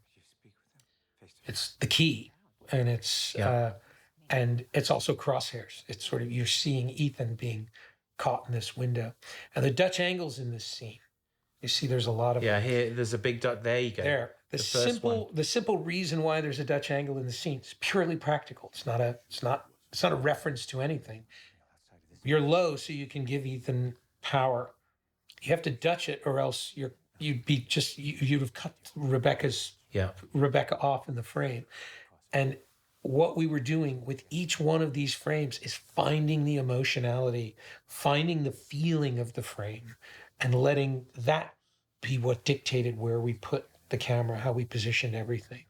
They were all dictated by the emotions within the lines that these characters were.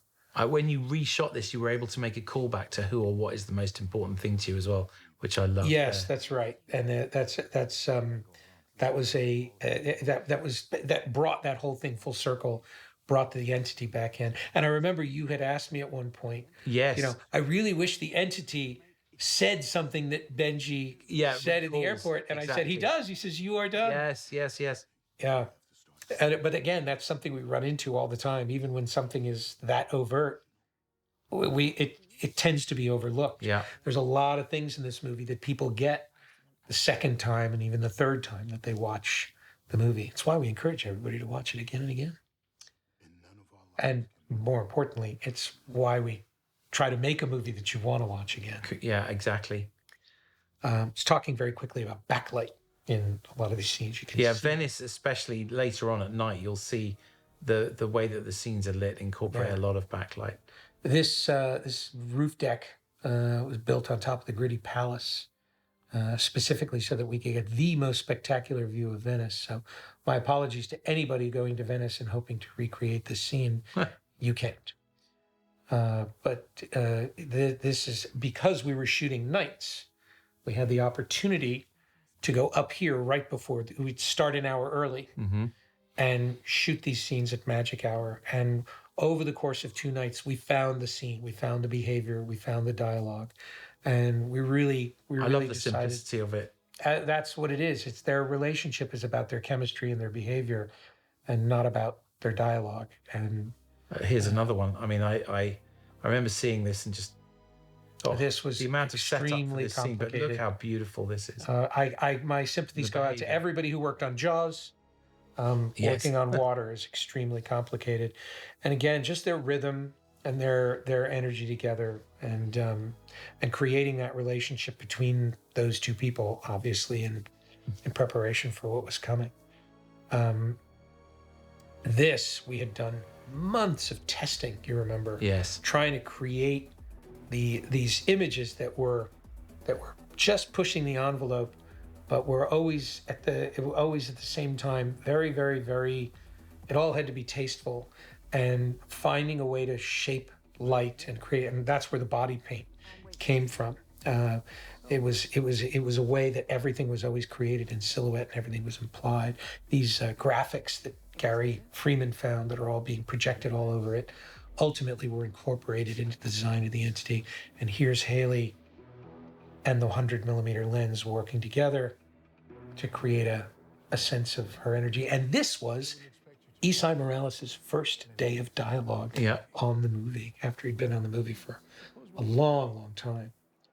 And I loved the lighting in here. I loved what they had done with what hair and makeup had done with Haley, all of Yes. which is very subtle. And the wardrobe on The Haley. wardrobe is sensational, and all of it is just playing to her strengths. And it wasn't until much, much, much later that we found the music. Do you remember? Oh was in my the last word! weeks. The music in the nightclub.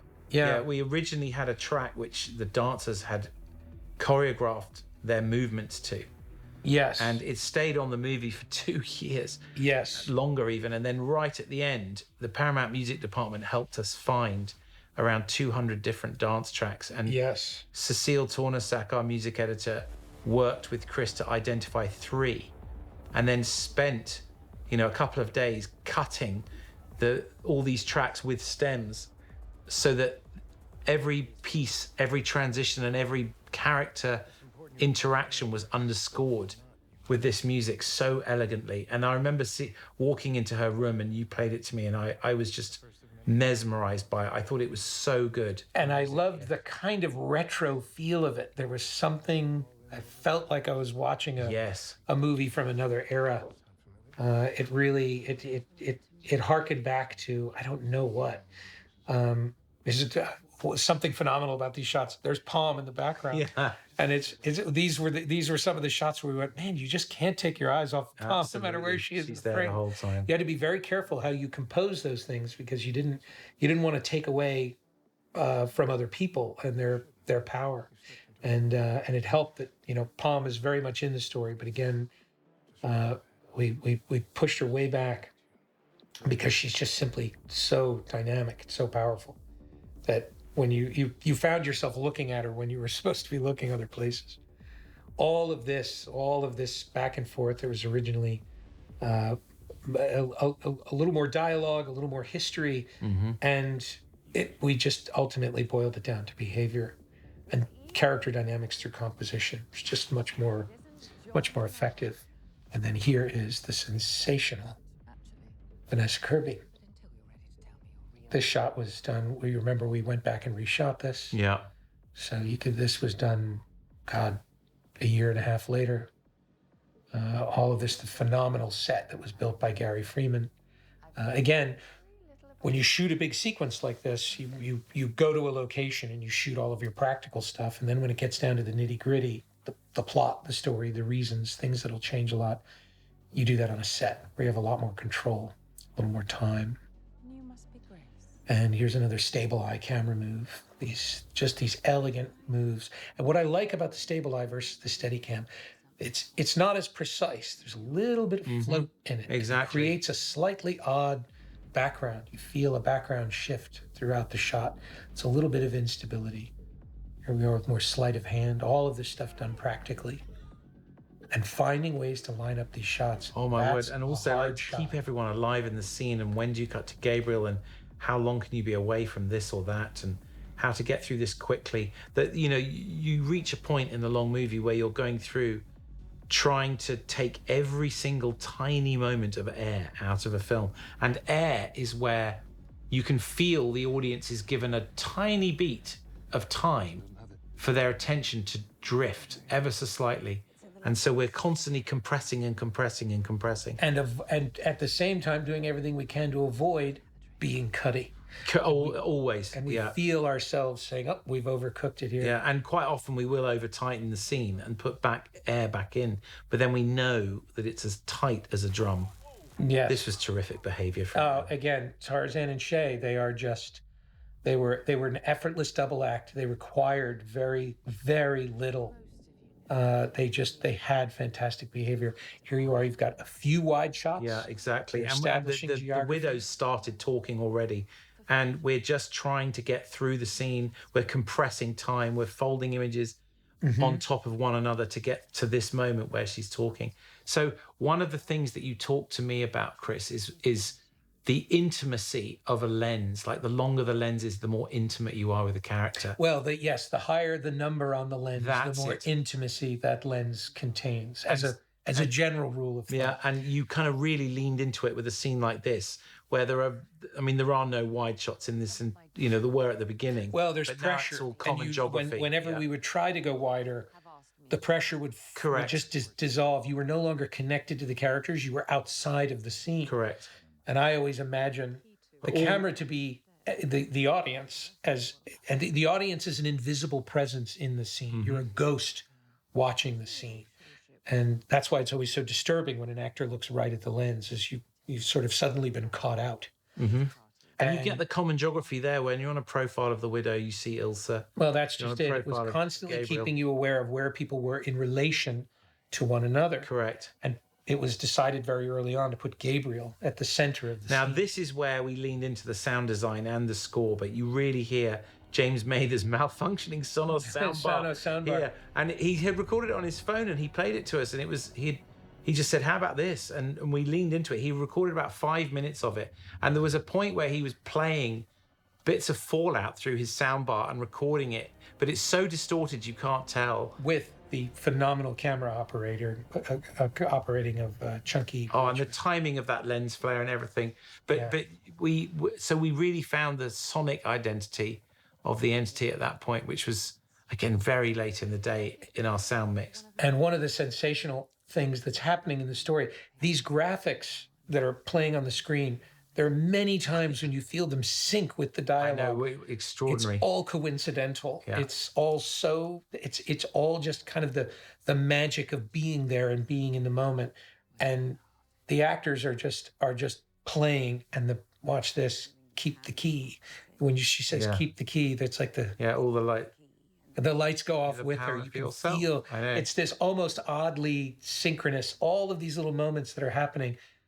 And as a result, that's why we chose some of those takes. Exactly. But in many cases, the best take happened to have, of course, the right vibe going on behind it. There was something ethereal happening in this scene. It was beyond anything we had really I anticipated. mean, these are when you're an editor and you read the pages for a scene like this, you are so anxious about how to keep the scene vibrant and dynamic and alive. And when I saw all these dailies coming in, everything is just so well. You've got actors like firing on all cylinders, but the compositions and the lighting and the dynamic choice of angles it's just a joy to put this stuff together. And we work on it for days. I mean, this scene took us several days to put together, and then we refined it in the weeks and months that followed many times to get the tonal shifts right and each little beat with each character correct. It was painstaking. Yeah. It really was. And who to be on and when. We rearranged the dialogue many times. Endlessly. And it really did evolve throughout the course of the entire editing of the film. We went back to the scene many times, never satisfied. Tom had phenomenal notes on this scene. He had a phenomenal sense of presence in the scene and feeling connected to the protagonist in the scene. So that it's such a juggling act. You have so many characters you have to create presence for, but you can never lose whose point of view the scene is. And point of view is something we haven't really talked about. Yeah, it's something which we lean into. I mean, obviously, protagonist-driven films like this, where Ethan is, we're in his point of view almost all the time. Whenever we're with the character, it's the same with Maverick. In Top Gun Maverick, you rarely leave his point of view. So you're experiencing the emotions of the scene through the character. And point of view is a very it's a simple and yet very complex thing to identify. And again, a lot of it has to do with blocking, a lot of it has to do with editing and the structuring of the scene, but always remembering whose point of view you're in and how quickly you can lose it, how quickly you can step out of a character's point of view, often unconsciously. And Tom was very good at at coming in at key moments and looking at it and just saying, I've lost the point of view of this scene. He's also the only actor I've ever worked with who says, "Don't cut to me there." Yes, yes, yes. So it's not to say that he's coming in and going, "Cut to Ethan." He's very astute at understanding when to reconnect the audience to Exactly. the protagonist, and that's that is the challenge of these movies. They are protagonist-driven movies, but with these large ensemble casts, and you can never lose that point of view. And here's the fabulous Pom Klementieff, Abiento. Yeah. which The- is the- her second line in the movie. I know the speaking French was something you discovered. I remember watching her screen test, Yes. and the moment she spoke French, was she slightly off camera when she did that? Like it was a No, Was it- I was offset, and I was over by the monitor, and but I remember when she mentioned casually as she was running lines with Tom that English wasn't her first language. And I said, "Wait, what's your first language?" She said, "French." yeah, And Tom, who was on the set, yeah, just said, "McHugh." yes. And I yes, said, "I'm way yes, ahead of you." yes. I said, "Pom, just throw out all your dialogue. Just speak French." This is Oh, sensational. look at Vanessa here. I love Vanessa, that moment. her performance in this movie, I can't get enough of it. She gave us such an embarrassment of riches, and it's really been sensational watching She's her. extremely humble about it as well. Yes, she really is, but she has such command, and is a lovely person to boot. All of this stuff kicking off, all of this coverage, very, very challenging, very little time, and designing all this fight sequence. And then you remember how we were struggling to cut this stuff together yeah. and get this shot in the story. Correct. Yeah. To see her leaving, it was extremely, extremely challenging. And you were telling me, you was like, "I can't get it in there." And I know. It doesn't matter, we have to get it in. Yeah, yeah, yeah. Again, a little more This sleight is of hand. again amazing sleight of hand here. Again, all in camera. Yeah. This shot coming up now where the key disappears, all in camera. It's so good. Great. And again, her performance, the subtleties in her expressions. There's 10 emotions happening in Yeah. that moment. And now we're into again another significantly challenging sequence, which is the foot chase in Venice. There are no easy sequences in this. No, I would say there are no easy shots. No, exactly. I Again, mean- all of this shot at the height of COVID. Yeah. All the dancers Yeah. were in one pod. All the extras were in another. This was really, there's our little nod to Michael Curtiz.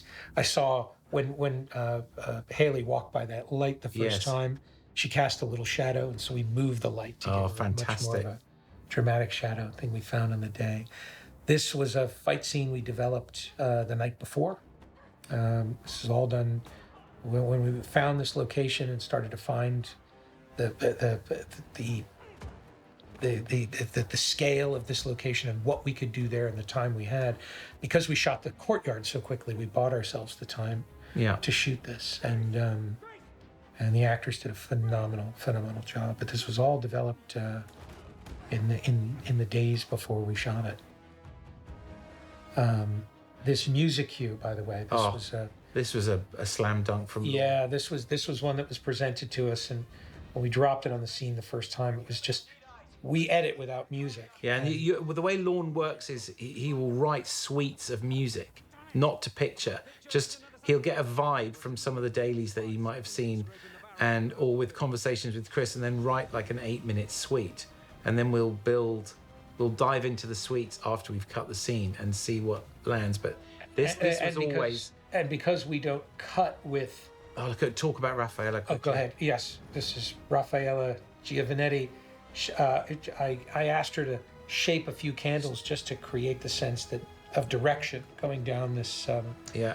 corridor. And the next night when I got there, she, in Venice, had managed to get more candles. I know. I don't know how she got them She's a overnight. set decorator, amazing. I set never decorator. asked for that whole thing. Actually, to the be lit. voice She of the just did it. police radio in Italy is Raffaella's voice because she's Italian. And I spent the next several years talking about Raffaella's Look at the candles. projections on the wall there. I think they're just stunning. Gary Freeman again designing. He did a phenomenal job of finding the designers for those graphics. There's a stable eye shot. These are really, really challenging. Running in Venice, I love this. You can't have vehicles in Venice. That's true. So everything you're seeing is being operated by hand by Ross Shepard and Chunky Richmond. Ross is carrying this stable eye. Chunky's operating the wheels. Yeah. And of course, you're shooting all of in these tight alleys with an entire crew, hundreds of people during COVID. That was really, really And challenging. all the little source lights there you've added. Yes. Well, the interesting thing about Venice, if you try to shoot in Venice with practical light, it looks like a set. Yeah. It's lit very expressly. And so all of the source lights you're seeing in this sequence were brought in, carried in by hand, and they were all there to create backlight, to get rid of the sort of everything looks a little bit like Disney World Yeah. because it's all top lit. It's just there is no mystery, there's no shadow, and we had to create all of that. Which when you're in Venice, everything has to be carried to set by hand, brought in by boat. Setting up your power is very difficult because you need to have a nearby square. Every single location was dictated by its proximity to our ability to add power. Martin Smith's lighting, even in this boat, his choice to add these tubes and just to give everything a sense of light. And then this, we shot back on a set much later, so we would have control. And the thought was because we had walls, we'd be able to cut holes to get the camera in. And we discovered you don't need to. Yeah. The way this was all intercut was quite a challenge because And we very late. we wanted the both fights to kind of kick off at the same time. And so originally we had a version where Ethan started first and then we cut to Haley and she or Grace, I should say. And then but this way we get to find an elegant build so that you're with Ethan and you're seeing his predicament and you're with Grace and you're seeing her predicament. Pom had the best time filming this. I mean, she worked insanely hard. Yeah, She did. But then the music cue, you get that, so be it. And then the music cue starts here and we're off with the fight. And we're off again. And again, another sensational cue, which was a lot of, it was a real challenge. And this is Gabriel's theme, essentially. Yeah. That came, a variation of it that came in very late. What you're seeing here is the camera operating of Chunky Richmond in sync with the unbelievable physicality of the actors. This is all It's really difficult. very this stuff. physically punishing, Yeah. but you can see the camera Chunky's using, which is a Rialto, a very small handheld unit, which creates a real energy. Whereas here, we're being much more presentational. It's a different kind of energy. It's also a different stage of the shooting of the movie. And so you can see our visual style and our understanding of the equipment we're using is evolving. And we're being very particular as to when to use certain cameras and communicate certain energies. This was something I was excited about. It's the notion of bringing in a sword fight and into all the different, bringing in deserts and horses and Yes, swords. yes. It was these things which are the iconography of adventure. They all subtly kind of bring in that sense of adventure. Even Haley's costume, the wardrobe she's wearing, has a slightly pirate feel to it. Yeah. Same with Rebecca. God, I remember when you were shooting this and how dynamic all these different moves were and these moments with Pom. And the intercutting that we Yes, then had to do. and also I feel for Haley because the fight with Gabriel was originally quite a bit longer, yes. and we cut it down to the bones because you're focused more on Ethan and Well, it just you've just felt an imbalance. This was a very challenging scene to create the balance between the three fights correct. that are happening. We tried this as endless different ways, intercutting it so many different ways Yes. before we landed on this version of Yes, and it also the really important thing for us is Grace had to have ability, but she doesn't have honed skill. yes. What you're doing is you're seeing the development of a character over Yeah. the course of these two movies, and she enters into it as raw material. And so you had to give her space to grow. That we shot much later on a green screen, you remember? Yes, I hoped it would be you. Yeah. Yeah. All of that. And then this we had, I seem to remember we only had one night to shoot all of the coverage of of their fight, the two of them. This was really, really challenging stuff to do. Lots of rehearsal went into it, and Tom's running when to cut to Tom, and again, that's point of view, Correct. keeping that character in there, keeping that point of view alive. This is a drone. It was the only kind of camera you could use that was a vehicle, was a drone. We used it very sparingly in Venice. And you can also see all the backlight we put in and all the atmosphere, all that fog you're seeing, that's ours. We brought it in and pumped in tons of this water-based mist. And the knife changed, you remember? Yes, that's right.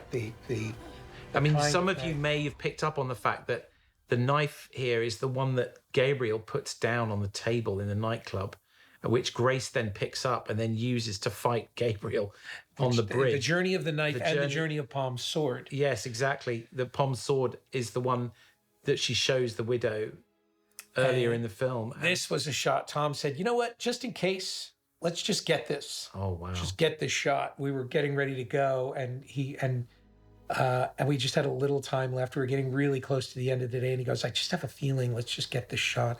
We really hadn't settled on how we were gonna play this reveal. And we also were dealing with the fact that there were paparazzi watching us, and some of it we couldn't shoot on location because we didn't want to give any of this away. So it created a lot of technical challenges for us. We shot this a long time later on a stage. And we actually had to, you remember, we had to digitally remove her pulse. You could see her pulse in her neck. On her neck.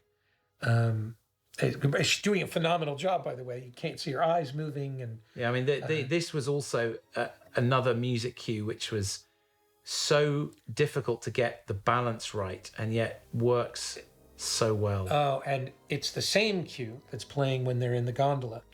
And it's something I love about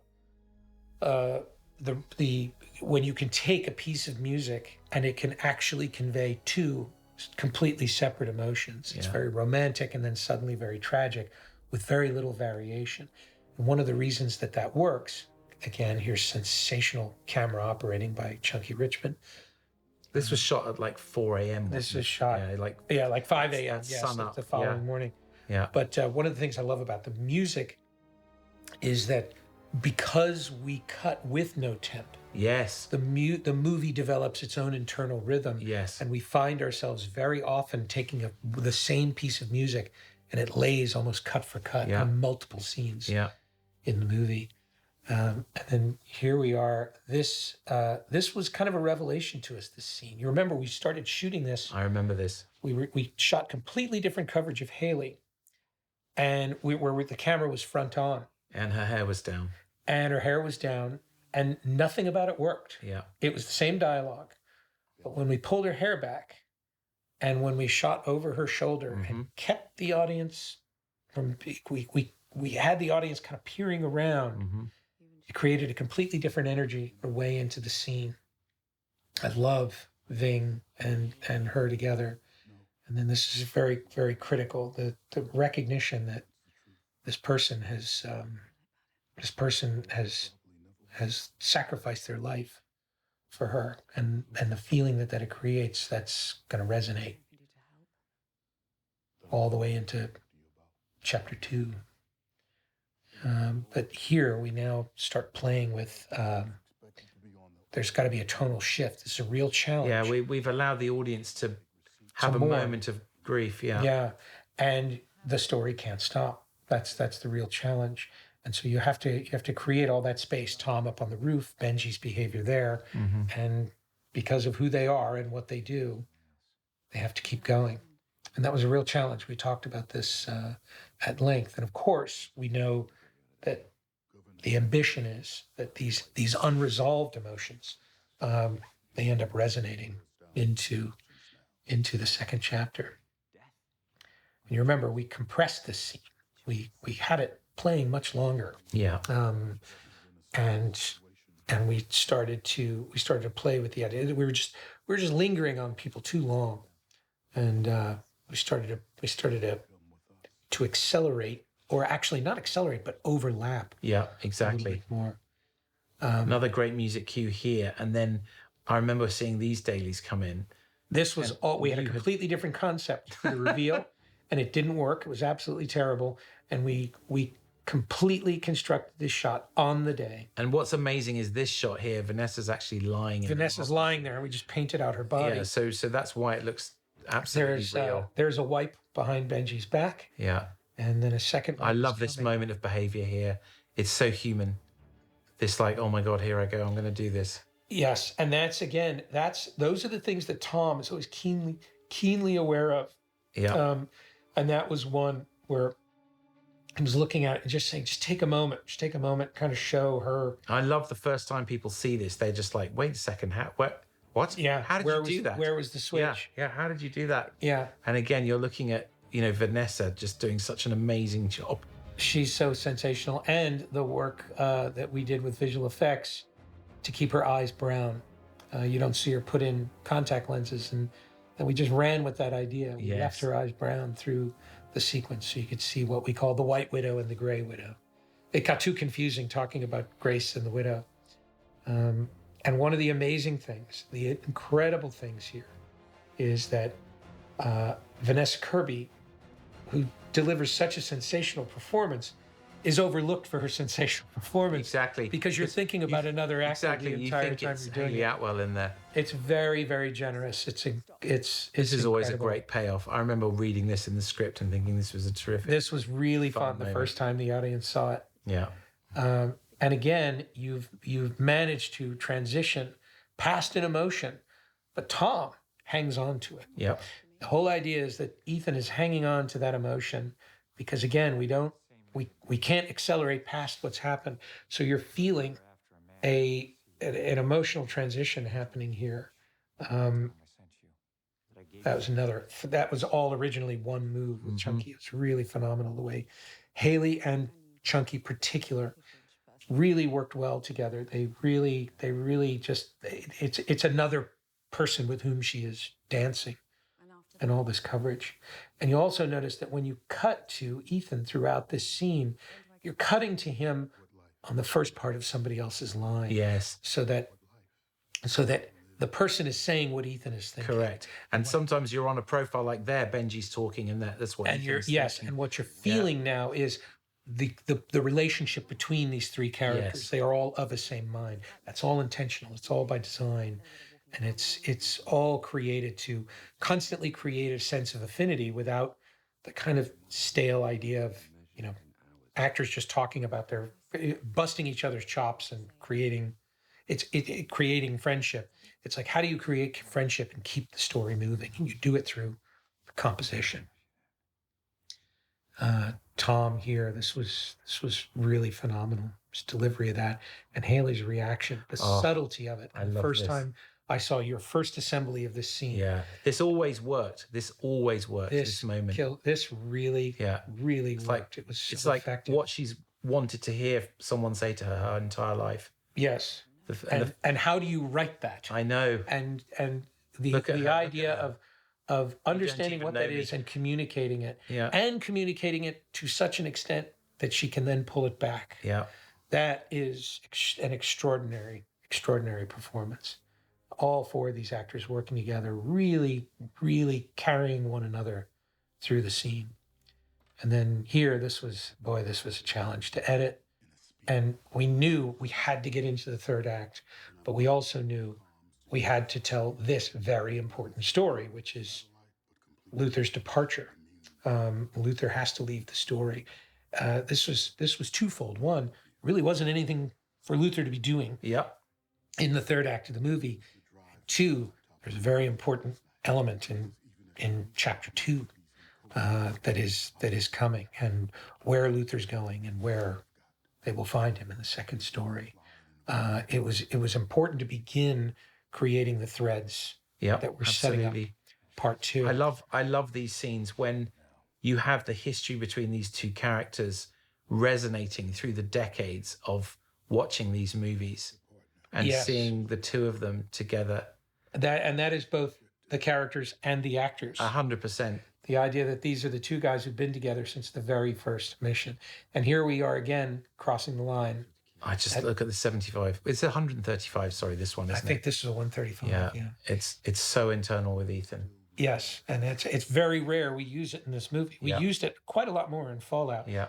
Chunky came to me in the first Cary Elwes scene and said, you want to use this 60 millimeter lens. And I was like, Robert Elswit had kind of discouraged me from using a 60 Yeah. for a lot of Rogue Nation, and I had just developed the habit of not using it. And the 60 mil that Chunky liked was a close focus 60 mil, so it was a slightly wider lens, but it allowed you to get closer without it being unflattering. And we went from using a variety of lenses to primarily using two. We used a 40 and a 60 for much of the movie. This is very granular, dorky stuff. But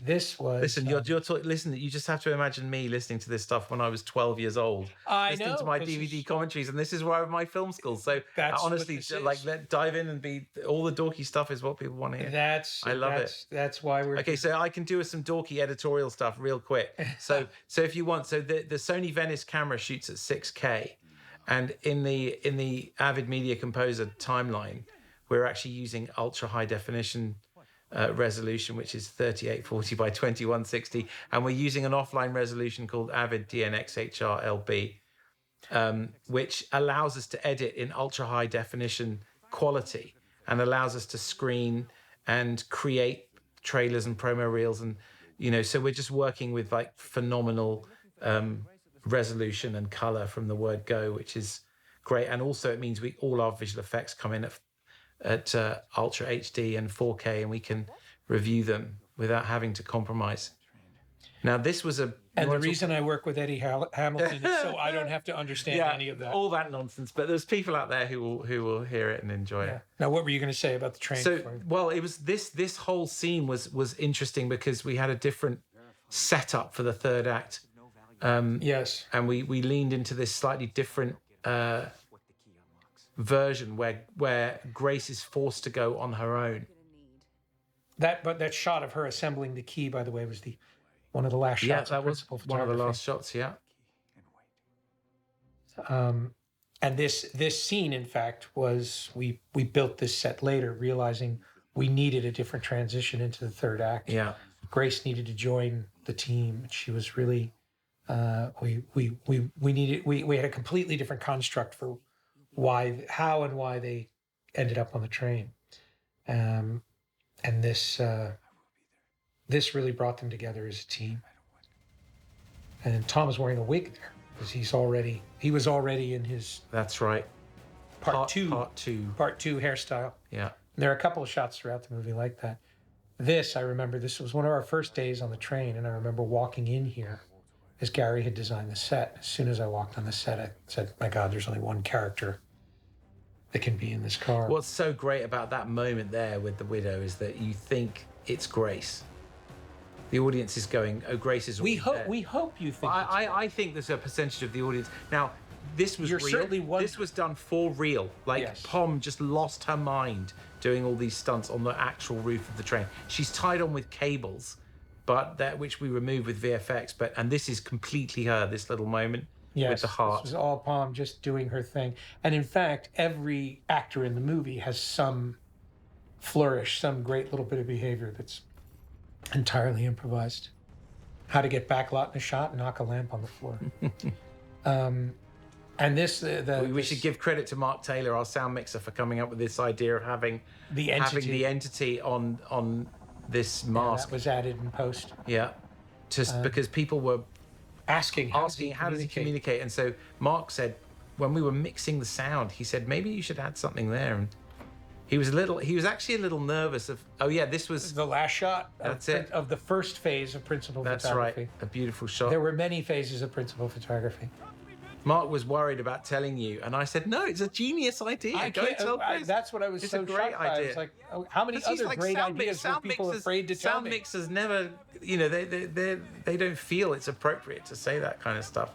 The internet doesn't have any problem telling me how to do my job. Well, why shouldn't the crew? I Yeah. mean, You should talk about Rocky on the right there. Rocky is a legend in This the guy stunt driving the community. train there. Our He was in engineer. Goldfinger, for goodness sake. Yeah. Amazing. He's a been around for legendary- a million years. He's the loveliest guy. Love that cut. It's a great head. This was great directing, I swear. This was you coming up with this idea of knocking the wine glass. Oh, I don't. And know then all about these that. phenomenal shots of the train. I love them. I love the moving Dutch. That's Chunky working with Yeah. Esai. It was really lovely. All of this behavior. We had very little time shooting in the locomotive. All these shots on the wheels were done in Yorkshire, I remember. Yeah, we And never you had time to get them in no, Norway. You had incredible luck with the weather that one week you shot in Yorkshire. We did. We shot in 4 days. We shot everything that we shot in Yorkshire, which is the majority of Haley and Tom's business That's it. on the train That's together. it, yeah. It's quite a lot of coverage. This is for real, in Norway. yeah. This With was Tom riding yeah. that's in Yorkshire, and here's the. This scene came in and out, didn't it? This whole idea of the two. It wasn't in the first cut of the film. We were looking at length, and we left it out. We really debated with all the momentum we were creating. Could we stop and have a moment with these two characters? And there's two things happening here. One, it's setting up the development of these two characters for where they go in the second story. That's not as critical. What it's really doing is it's reminding you of the importance of the key, but also why it matters to Ethan. Yeah. And it's really contextualizing for you the stakes of the of what's to come. And those are things that you're not necessarily aware of, but it's all working to create a feeling. And this sequence was very, very particular in creating the balance that if you didn't get enough of the information, the action didn't matter. Yeah. If you spent too much time on the information, the action was exhausting. And it was like an accordion, this scene. We kept squeezing and pulling in different directions, trying to find the right balance of information and emotion so that you had the maximum effect at the end. And that's why I recommend everybody when they watch this movie, just let the movie take you. The reason you're feeling certain things is because of the presentation of others. This is a really fun camera move, by virtue of the fact that a camera could never physically do that. And there's a little trickery in that we removed one window that allowed Chunky to step out of the way and then step back in. And it's these shots that don't call attention to themselves. And great visual effects work. All those reflections on the brass, all of that. That's all green screen. This is all on a set, on a soundstage. Phenomenal lighting by Martin Smith and Fraser that creates this very subtle interactive feeling. It's always creating a sense of movement. The train very, very much feels alive, but again, never gets in the way of the story. Sound design as well. And this we shot a long time later. The shots looking up at Vanessa when we tweaked the story a little bit. But again, because you have these tiny little sets, you can go back and shape character, create moments of tension and suspense. And all of that is about creating reasons, things that motivate characters. This is the best bit. This is lovely. Blowing the hair. Yeah, it's just a fun bit of Exactly what she does in the theatre. Well, and it's Vanessa. She's such a brilliant study, and is doing such a phenomenal job. You can see her. You're absolutely behind the connected camera. to Grace Yeah. through her performance. Director, sorry. Sorry. Don't Somebody say it. will have found it by Somebody now. would have found it by now. Oh, yeah. Okay, I won't say anymore. All right. This was there. God, we had so much fun with Vanessa. She spent a lot of time playing with the comedy and finding the right balance. And again, here are the brown eyes. Yeah. This is and here's Jonathan, the guy standing behind Henry Cerny, The bodyguard. who was he was cast as we needed another Bodyguard. of the widow's henchmen, and Jonathan was only supposed to be on the movie for a day. And by circumstances, the story evolved, and he turned into the guy who picked up the key. He ended up working on the movie for months. It was really a lovely opportunity. And all of that was shot on a track much later in the UK. All of Benji's work in the car, all because of, again, Astonishing shots done on helicopters. that was in Norway. That was really great work by Will and Phil, our camera operator and pilot, Will Banks and Phil Lawrence. That's right. Really extraordinary. Collectively known as Fwill. Will, yeah, an extraordinary camera team. Yeah. And whose real Tour de moment Force to comes in sing. part Their two. tour de force is coming in part two. Amazing work in part two. And I love this as we see the old Kittredge Yes. enter into the story. You realize he's still Kittredge, and he brings the heat, and Henry does it so effectively. Henry and Vanessa together, working with them together, they had such an affinity for one another. They were really enjoying working together, and you can feel it in this scene. The actors are really playing together and exploring and finding. Vanessa mixing up her pronouns of she and I. Yes. That was the one wide shot in the scene as well. When And the only Zola one that walks was out. necessary. There you go. Again, when you jumped out to a wide, you just felt yourself. And I was very careful to hide Grace's name. Yeah. I wanted to keep that air of mystery, so we went back and reshot that. Eric Jenderson had suggested another name that was in the passport. Yeah. And I saw it 100 times before I finally went, where did he get the name Rose Fleming? Yes. And I went, I know where he got it. And I Yes. looked up Ian Fleming, and of course it was his mother. I was like, we're not putting a James Bond reference in the passport.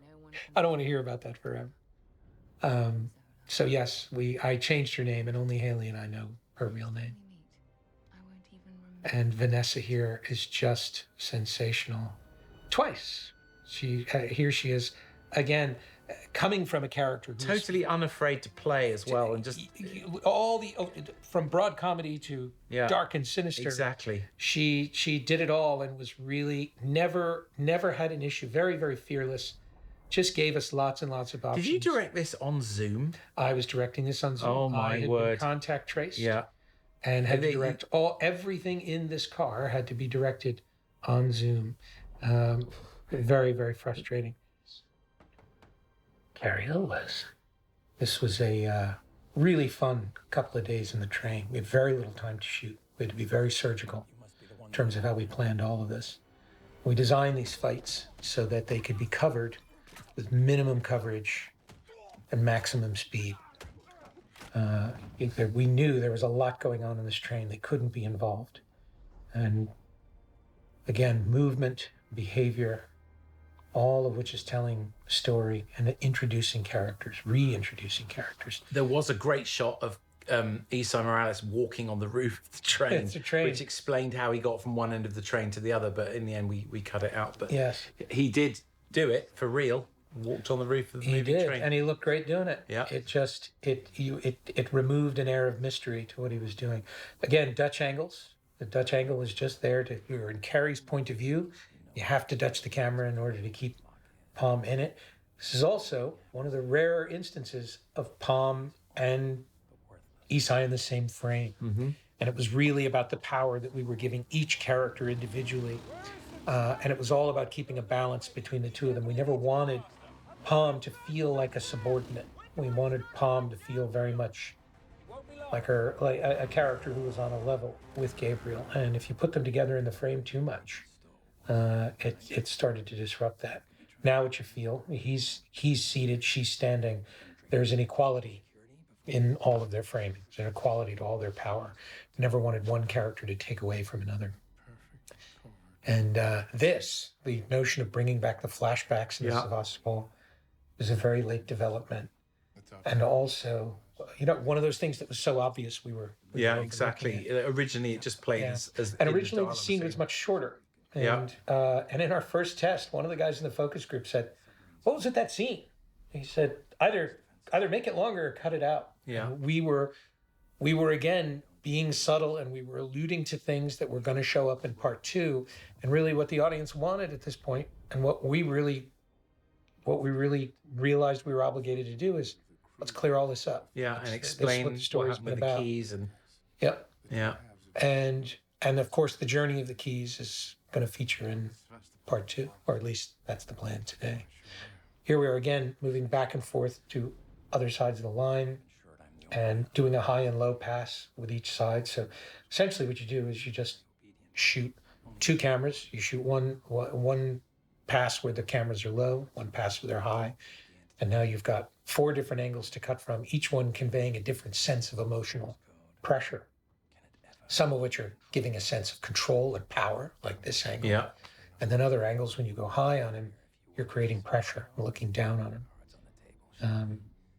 And all of this is very carefully assembled in such a way that we understand it's a dialogue scene. You're probably not listening to everything. You're tuning in and out of the scene. And so what we're doing with each and every cut, each and every shift in the angle is keeping you alert, keeping you on your toes, and doing it in a way that you don't have to concentrate on the scene. And then at key moments like this, just a little push in. That's Chunky operating a steady cam in an extremely confined space, extremely precise measurements. Very, very difficult to do. Focus pulling in this. Paul Wheeldon, Yeah. Paul Wheeldon, our focus puller, Paulie Sharps, we call him. Very difficult job, and one that's very particular because in certain instances we're using focus to edit or to shift between 2 characters, and Paul had to really develop a sense of our storytelling in order to be able to catch that in real time. And then here we go. We've got a deceptive power angle. So this one, This is one shot we did later on in front of a green screen. Yeah, this Tom's was not there. a We stole the shot. from suggested earlier. by Tom, wasn't it? To make It was just yes, it was Tom just being that much more specific, being that much clearer about why Carrie was on that train. And the specificity of things is something you can never, ever, ever be too specific. You can always take it out. Just explain and over-explain. You can always pull it back. It's a lesson we have to learn over and over again. And here's Palm. This shot, she really connected.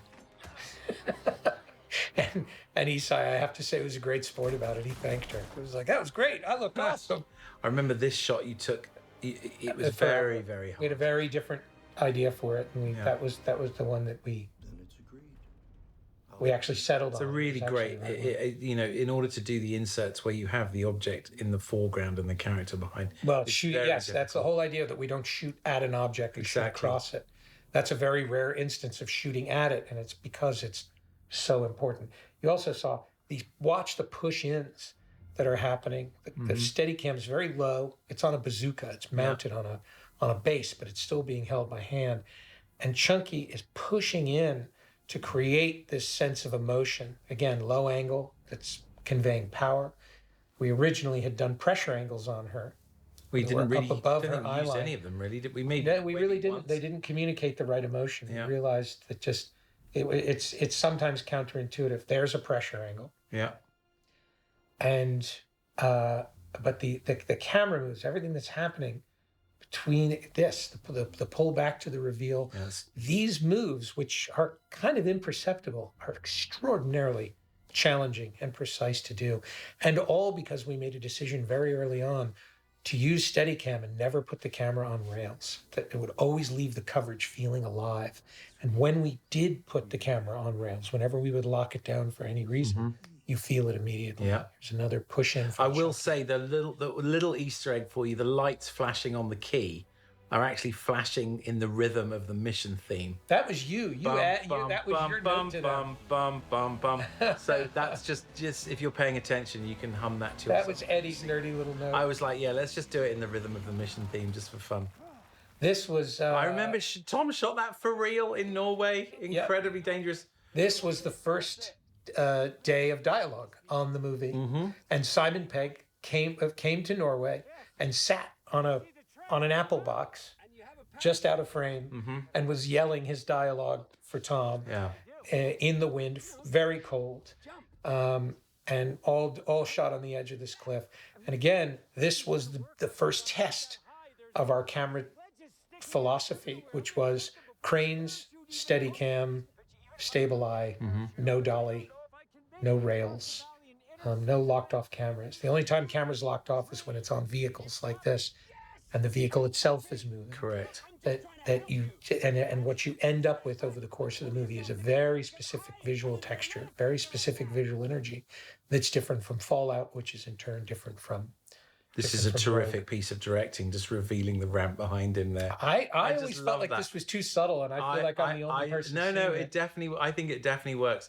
It's so satisfying. It's just so I fun. every time I'm watching it with an audience, I can feel them not getting it. Okay. It's so funny you say that. That was shot on a back lot. It was just a little piece of ridge that all those mountains were added later. There was no way to get that on the edge. The train whistle. Should we talk about the train whistle? Oh my God, the whistle, the shrill whistle. Yeah. John Frankenheimer's The Train. You want to talk about movies that are inspiring to this film. Almost none of the films that people pick out as inspirations or references are in fact inspirations or references. If you haven't seen it, it's what, 1964 black and I white, think it's Burt- 64. It is Burt Lancaster. It is the granddaddy of all action films, practical action films. It's an extraordinary piece of cinema, a piece of logistics, action. Many trains gave their lives, and it's a logistical and technical masterpiece. It's also actually substantial. It's about something. Yeah. It's a really phenomenal film, and in it, the train whistles are extremely shrill and urgent sounding, and all the whistles that we kept hearing in our sound design they were quaint. They were Thomas the Tank Engine, and we needed that. We've got to talk about the stuff. Surely, hang on. Do we? Oh my word! Oh my word! We were all there This on is not the only day one of commentary. principal photography. Day one of principal Oh my photography. word! Yeah, it's- Tom Cruise. Yeah, this is our, and we were all just heart in mouth watching Six this. times. And look, he's doing this for real. He jumped out of a helicopter, and Well, the cameraman. see, this to me is This more is insane. impressive He's than the in stunt. free fall. He's falling at 240 miles an hour. He's directly. acting in free fall. Yeah, I mean, it's and just, let's not forget the cameraman, the cameraman is also. John DeVore, who has a camera on his head Yeah. and has to be looking at Tom while in free fall, Yeah. so he can't watch where he's going. Yeah. The I love the rhythms that you came up with here into cutting the way you came up with the idea of this phone decrypting in order to buy us time. Yeah, it's so to elegant. extend time. We were really feeling our way through these scenes and had to figure out how to intercut them later. And there was so much story that had to be feathered in together. And yes, ultimately the idea of an upload, gave us a ticking clock. It created space for us. But then even then, this intercutting was It was so extraordinarily difficult. challenging. Here's our little tiny nods to the pickpocket coming up. And Vanessa's performance is This just shot here, you sensational. just get, and the This audience. was really just to get the insert of him putting the key and in his a pocket. tiny And little we hit. just stayed there. And I love this here. If you watch what she does with her right hand, just there, just slides the key in her pocket. It's very subtle. It's so good. It's really great. She's just sensational. Anyway, so back to the whistle. So the whistle is almost identical to the one in the train. I kept pointing them to the train saying, nope, it's not urgent enough. But if it was too shrill, Yes. it became punishing. Correct. And it's a big thing that we had, and it was a big note Tom had. Correct. Many notes throughout the movie, that sounds that were meant to be, urgent or action, explosions that you felt, but they were also punishing. Yeah.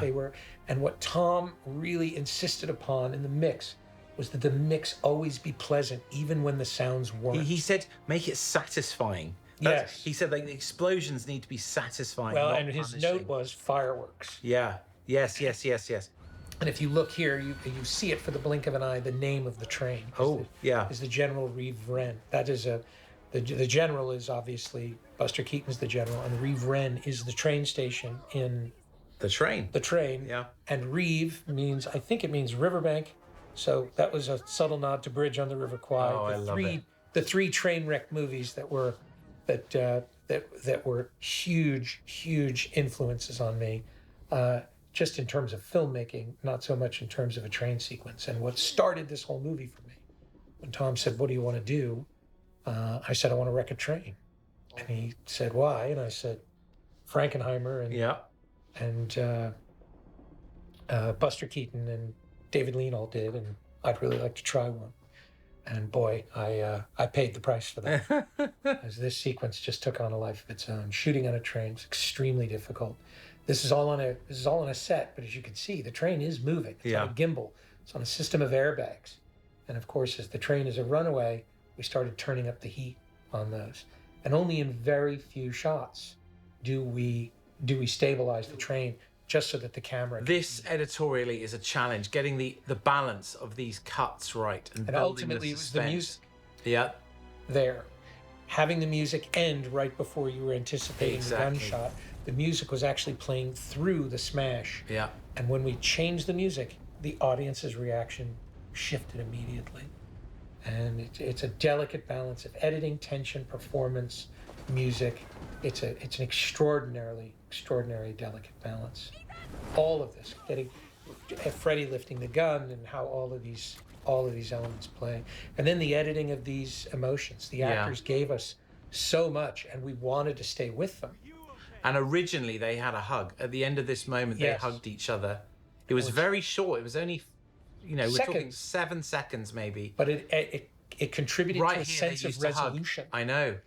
And we had to save the hug till later in the And scene. also you felt that the actors, that the characters were making it about them and not the mission. Yeah, and the audience is going, the key. You forgot Yeah, about the key. and exactly. You could only spend so much time there before you felt yourself losing the audience.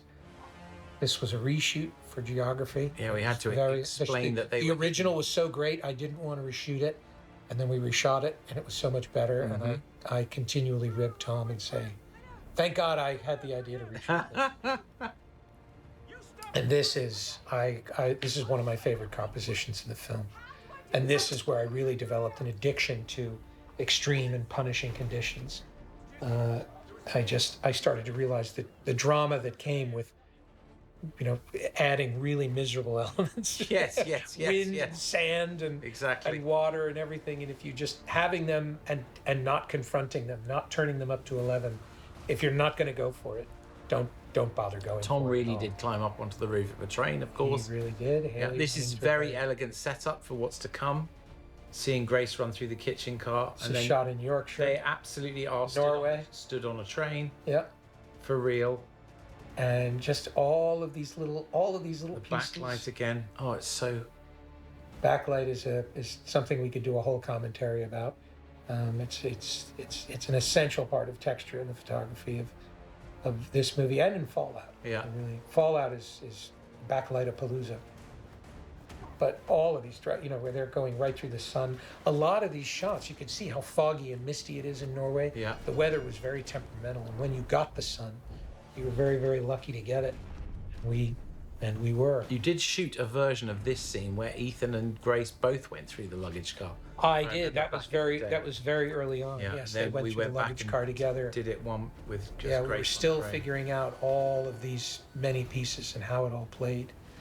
All of this stuff is very physically challenging. It's extremely physically difficult, even with a train that isn't moving 200 miles an hour. This is a sensational oneer, operated by Ross Shepard and Chunky Richmond, using the stable eye. That is a lot of storytelling in one very quick camera move.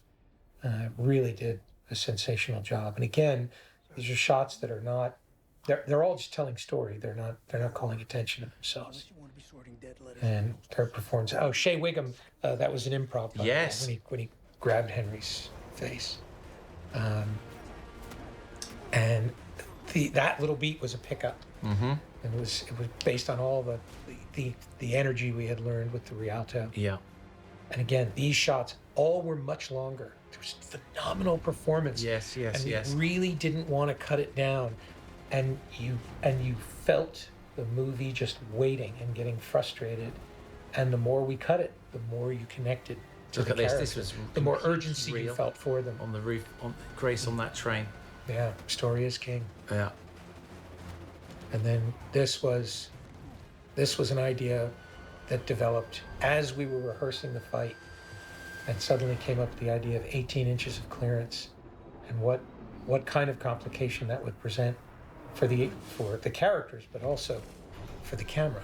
Because suddenly we realized the camera could at no time be higher than the actors, or you'd be disconnected from the reality of the scene when you suddenly realized the camera was looking through the roof of the tunnel. Yeah, we're down to the bone. All these scenes, we're down to the absolute bone. Yeah, all of these sequences were much You longer. interrogate every shot, every frame of every shot.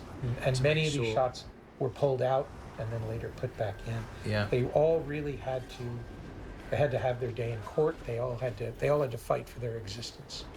And all of it was because if you took too much time in any one moment, by the time you got to the most important part of the sequence, you're already worn out. Yeah, Tom would always say, leave them wanting more. Yeah. That was his mantra. It's like, you never want any one course of this movie to fill you up. You always want to be thinking, oh, I could have just had a little bit more of that, and then move on. We're And very, we can very sensitive. assure everybody who's saying, but why didn't you? Because the movie was really, Yeah. you were worn out. Too The soon. movie is not better. It wasn't better. And we had the same thing with Fallout. We Yes. did cut Fallout 5 minutes shorter than its final running time. And when we did that, Yeah, the movie didn't work. And people out there listening may think 5 minutes doesn't sound like a lot, but it's actually a huge amount of screen time if you're trying to. well, and the last cuts we did to this movie Yeah. amounted to about 90 seconds Yes, throughout exactly. the course of the entire film. I know, and you're constantly Significant looking at the difference. running time. Yeah, it Yeah, really is. You really can't. You just can't believe. And what we'll it talk does. about a scene later, the scene with Ethan and Paris, where we did a really short version, and it was just information, had no You emotion just felt at all. no emotional connection to it. Yeah, A lot of these were pickups we did later. Just the intimacy of it. It was too difficult to do on a train. You really had to get the performance. I mean, I will say though, Shay and Tarzan were on that train Or for on real. that train. So This was Tarzan's first time on a train, and I don't Yes. mean on top of it. He'd never been in or on a train. I know, amazing. Huh? Extraordinary. It was his first time out of the They country. are actually stood on the roof of that train. It's just extraordinary. Yeah. The crew were all underneath them inside where we were monitoring what you were doing. I was there that day, and we were all just spellbound by what was going on. It was hard. It was very hard. That was a really tough environment, but look at what a tough know. environment gives you. You just can't fake it. And it's really the energy that it gives you, the presence that it gives you. It's something sensational. And Shay and Tom, the whole story being communicated through these two characters over the course of about 3 lines of dialogue and some Yeah. behavior in the film, and all of that is gonna be followed up in part 2. Design of Gabriel's watch. Worried about This was interesting because we originally scored this. We had music running Yes. throughout. In our second preview, we did not have score, and it the played scores went better. out. It played better because there was music running through this whole sequence. Correct. You were exhausted. You were by the time exhausted, you got to the end of it. 100%. And you could feel right where the music was wearing out its welcome. Yep. And you wanted sound design. The design is so sensational. And you remember there was that time where we were playing with the mix Yes. and trying to do both, have our cake and eat it Yes. too. Yes. And it was mud. It's very difficult to do that. No. If you have One loud truly sound has effects to and bow loud for the music other. and then this is so satisfying. This moment he got the key, then we have the hug, and then we have this And now we have immensely the hug, which satisfying wasn't payoff. in earlier cuts. Yes, We had, but this was always something that Tom said. No. We need to have this moment where Gabriel finds the light. I know he was very specific about the timing, and he was driving us crazy. Yeah, and he was right. He was. He's always right. He absolutely was. And it's so much fun. You can hear the audience reacting to this. Well, this satisfaction again. You get a win Yeah. because of what's going to happen. That is the victory of the movie. Yeah. He's got the key, and the villain's out of the story. But he's not safe. He's not home and dry yet. Another oneer. Oh, it's Another, fabulous. This is another great moment of humor which works so well. People love to see the boss get. Yes, they love to see it when Yeah, the boss boss is gets his. humiliated. I know, it's just so much fun. And Shea Look Whigham at in this, particular. for real, This is real. real. Amazing that. Two actors, smoke, backlight. Yeah, It's just an extraordinary miracle. All those things working together, and just a lot of really, I say a miracle. It's a lot of hard work. it's a lot of hard work. Very skilled And people. Haley and Tom trained. I mean, they are in incredible physical condition, both of them. They really In order are. to do this over and over again, it's punishing. And in such amazing sync with one another, Yeah. and also never losing the sense of adventure. Or there's a lightness to it. As much as they're playing the urgency and the drama, there's Huge props to the sound design crew here. This is the amount of detail in the clanking. And let's talk about the special effects group who built this ring. Oh yes, yeah. Who built? All of the work and special effects going into Yeah. building these rigs, which are all being pushed on real train tracks I by know. diesel trains. Amazing. It's really quite extraordinary. There's the General Reeve Wren on the side General there. Reeve Wren, a little Easter egg nobody's caught yet. And then of course Yeah, you did this. this was for a real. 70-ton train Yeah. and tossed it off a cliff. And you couldn't get that. Yeah. Like those things where we attached the cameras to the train and discovered the physics of it only when it went Yeah, off the tracks. yeah, and- we only had one take to get Yeah, it. and you the cameras did not survive, but the tiny little memory cards. No, did. the cameras did survive. Oh, they did. Oh yeah, every I love camera it. survived. Okay. One camera took a direct hit from the locomotive. And a was still Z-cam, fine. And it survived. It was a Amazing. usable camera. But you get the little cards out and send them off, and Yeah. get this amazing footage. Now the structure of this sequence it has to be the most complicated thing that beyond the opera, beyond anything we've ever had to execute in Yeah. terms of the logistics of shooting it, Yes. but then getting the sequence to actually work as a climax Yep. to a movie. There's so much sensational photography, so many sensational stunts, things going on, just amazing shots that were the work of so many people, and yet we just kept hearing the sequence was too long. Yeah, too and there long, was too long. one car too many. Yeah, we originally previewed this over 3 years ago from when we're talking now. Yes. So it was February of 2020. Yeah. 20, yeah. And the scene, the previs evolved over that summer while we were finishing Top Gun Maverick, and then I remember thinking we may have action fatigue here, Chris. but we kept working at this scene, and we are literally down to the bone. Every shot is the absolute minimum length it can be. And we tell cut the out story. pieces of action did. from each car. I mean, I remember just when I saw these dailies, it was amazing. The Zero G, everyone loves the Zero G, but there was a whole extra section here, but where the furniture was blocking the door. and we just cut straight to this so that they get out. And we just cut this out. There's actually a leap in geography. It's a huge And we used crossing. to of wait line and from see it. this whole car fall, and we were like, no, let's get But them when inside. you did that, when we took it out, that was Yeah, the that was the momentum one was that so much better. made it And work. this is for real. They did this. This is a where giant vertical set giant built on a set back lot. that's kind of moving from 45 degrees to 90 degrees, and very difficult. The piano, oh my word! This was the piano, shooting the piano and getting the inserts. I remember correct. when you originally told me that this is what was going to happen at the end. I remember thinking what a genius idea it was, and if we could pull it off. And it's incredible how successfully it works, this vertical set. This piece of behavior here is just utterly marvelous. Well, it's like the car chase. Yeah. As This, as when she much grabs work went it, in. it's so good. It's great. It's so I'm good. always reminded. This is our of Pepe favorite. Le This is Pew. the biggest laugh in the movie. This when she goes, "Do you trust me?" And No. she shakes her head. Well, what's great is there's enormous humor in what's happening, but they don't stop acting dramatically. No, They're not playing it for 100%. laughs. And that was Tom. That was really, it's a Yeah. testament to Tom. It was really him finding those flourishes with Haley. Yeah. And her performance, look here, just the last split second cut to her. The performance is telling me she's not going to go. Yeah. She's doing it's so such a good. great job of building tension. The reaction from the audience at this moment is just bewildered.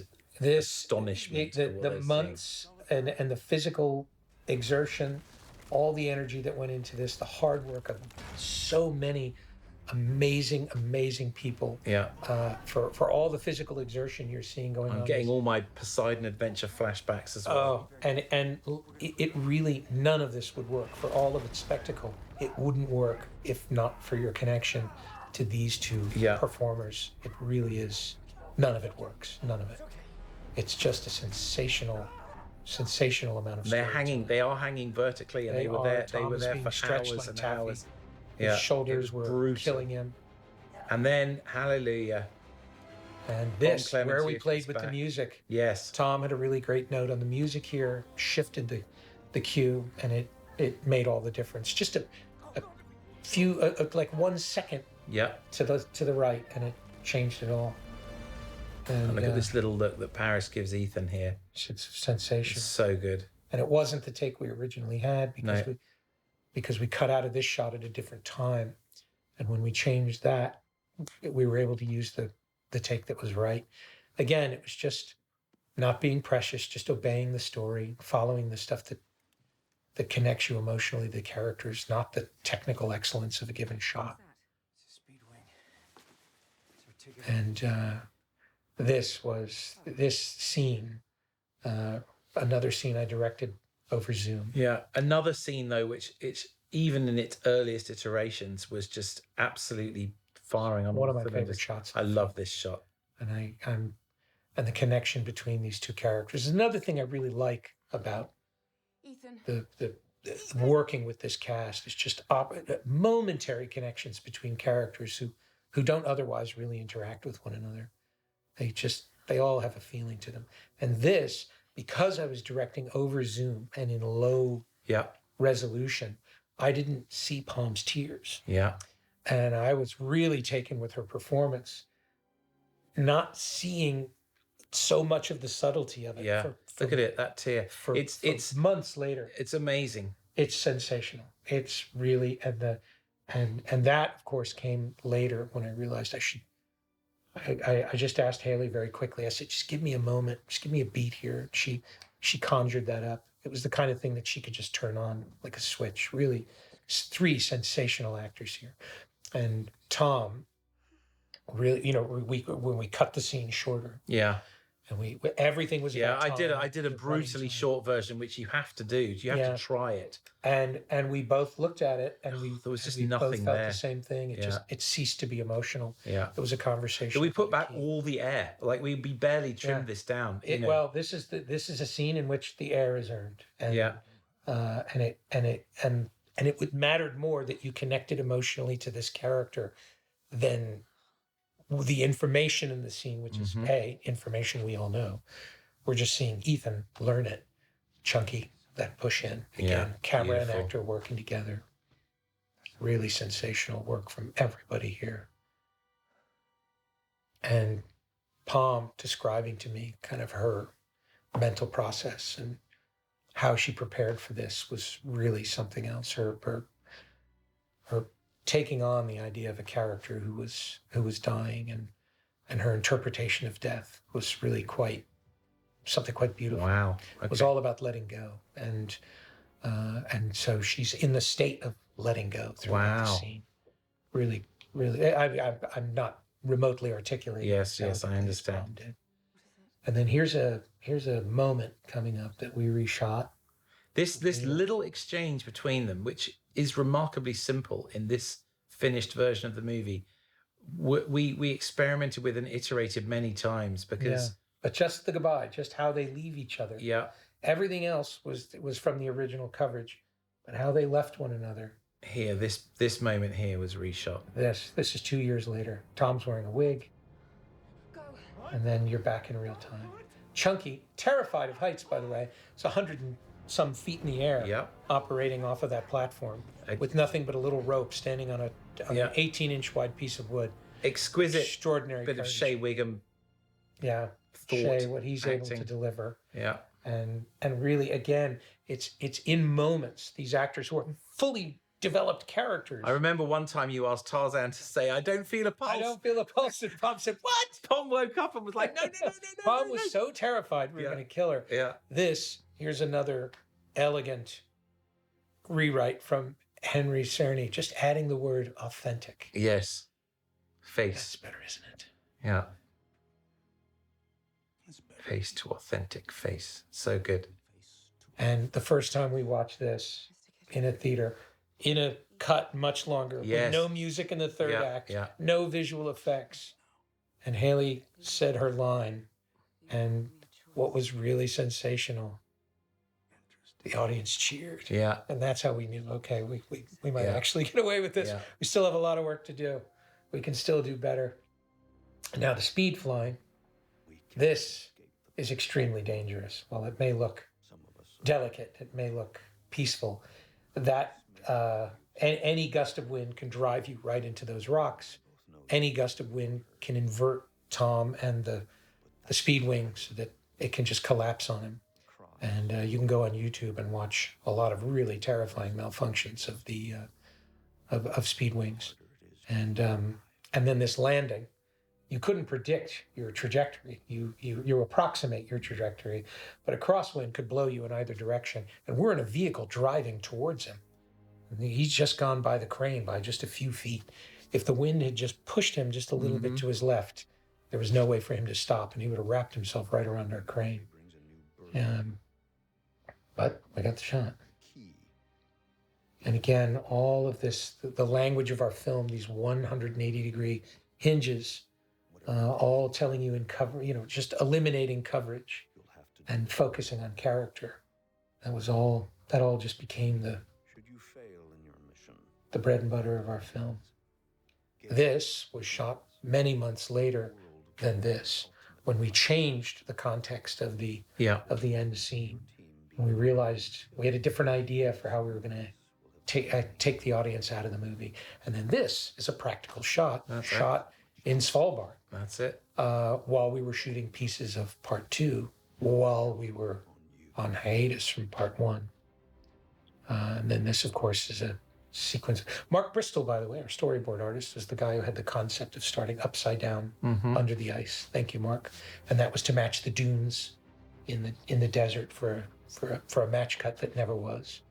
And then, of course, here is our promise for what's coming in part 2. More great graphics and filmograph. Yes. In part 1, to remind the audience that, it is a part 1. It's our sensational crew. Chris Brock, our unit production manager, the hardest working man in show business, assistant director. Mary. Tommy Gormley, who, and then, of course, Mary Bolden, who took And Nick over Deegan. for Tommy. Yeah. And Wade. And you want to talk about, yes, Wade Eastwood, who's been with us for many, many years. Yeah. But Mary Bolding is somebody that I don't talk about nearly enough. A director is nothing without a great first AD, and Mary is somebody who we've known since Edge of Tomorrow, Yeah. where she was working as I think it's a Accidentally second AD. credited as Mark Bolding. She was credited as Mark Bolding. It's Oh, absolutely terrible. I know. Terrible, and now finds herself, or rather, worked very, very hard, and at the age of 30, was working as a first AD on this movie, and really did an unbelievably phenomenal job. When you look at all of the people in these credits, they're all people that are being managed and wrangled by Chris Brock, Tommy Gormley, Mary. Really an extraordinary team. You can't make even the smallest movie. Cecile Tornasac, supervising music editor, who cut together all of these extraordinary cues and edited them. My team just went past. Thank you to Tom Coop and Chris Frith. Ben Pills, production manager, my whole team. all of our locations. When you talk about different departments, it's really interesting to listen to people, talking about so and so's work, of isolating it by department Yes. head. The truth of the matter is, there went Martin Smith, our gaffer. The truth of the matter is, no one department makes any movie look like it does, and great cinematography is relying on great production design, and great production design is relying on great locations, and costume design, hair and makeup. It's all working together to make the image you see.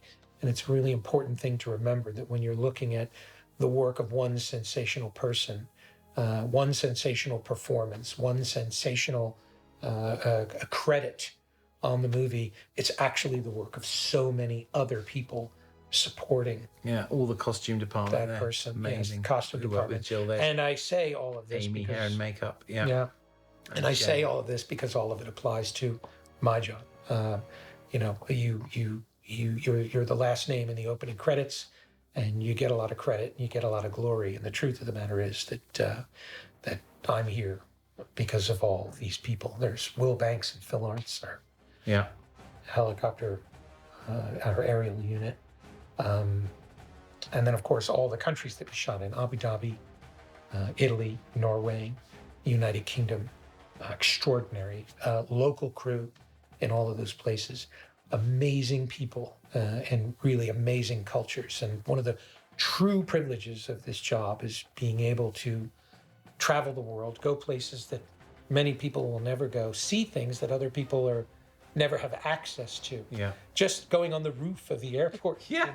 in Abu In Dhabi. Abu Dhabi. Absolutely. And you find yourself there going, this is my office. Yeah. It's all, again, the work. the roof of a train driving at high speed through Driving at Norway. high speed through Norway. Norway, who lent us a railroad I that we know. allowed us to take over and do that. The extraordinary resources and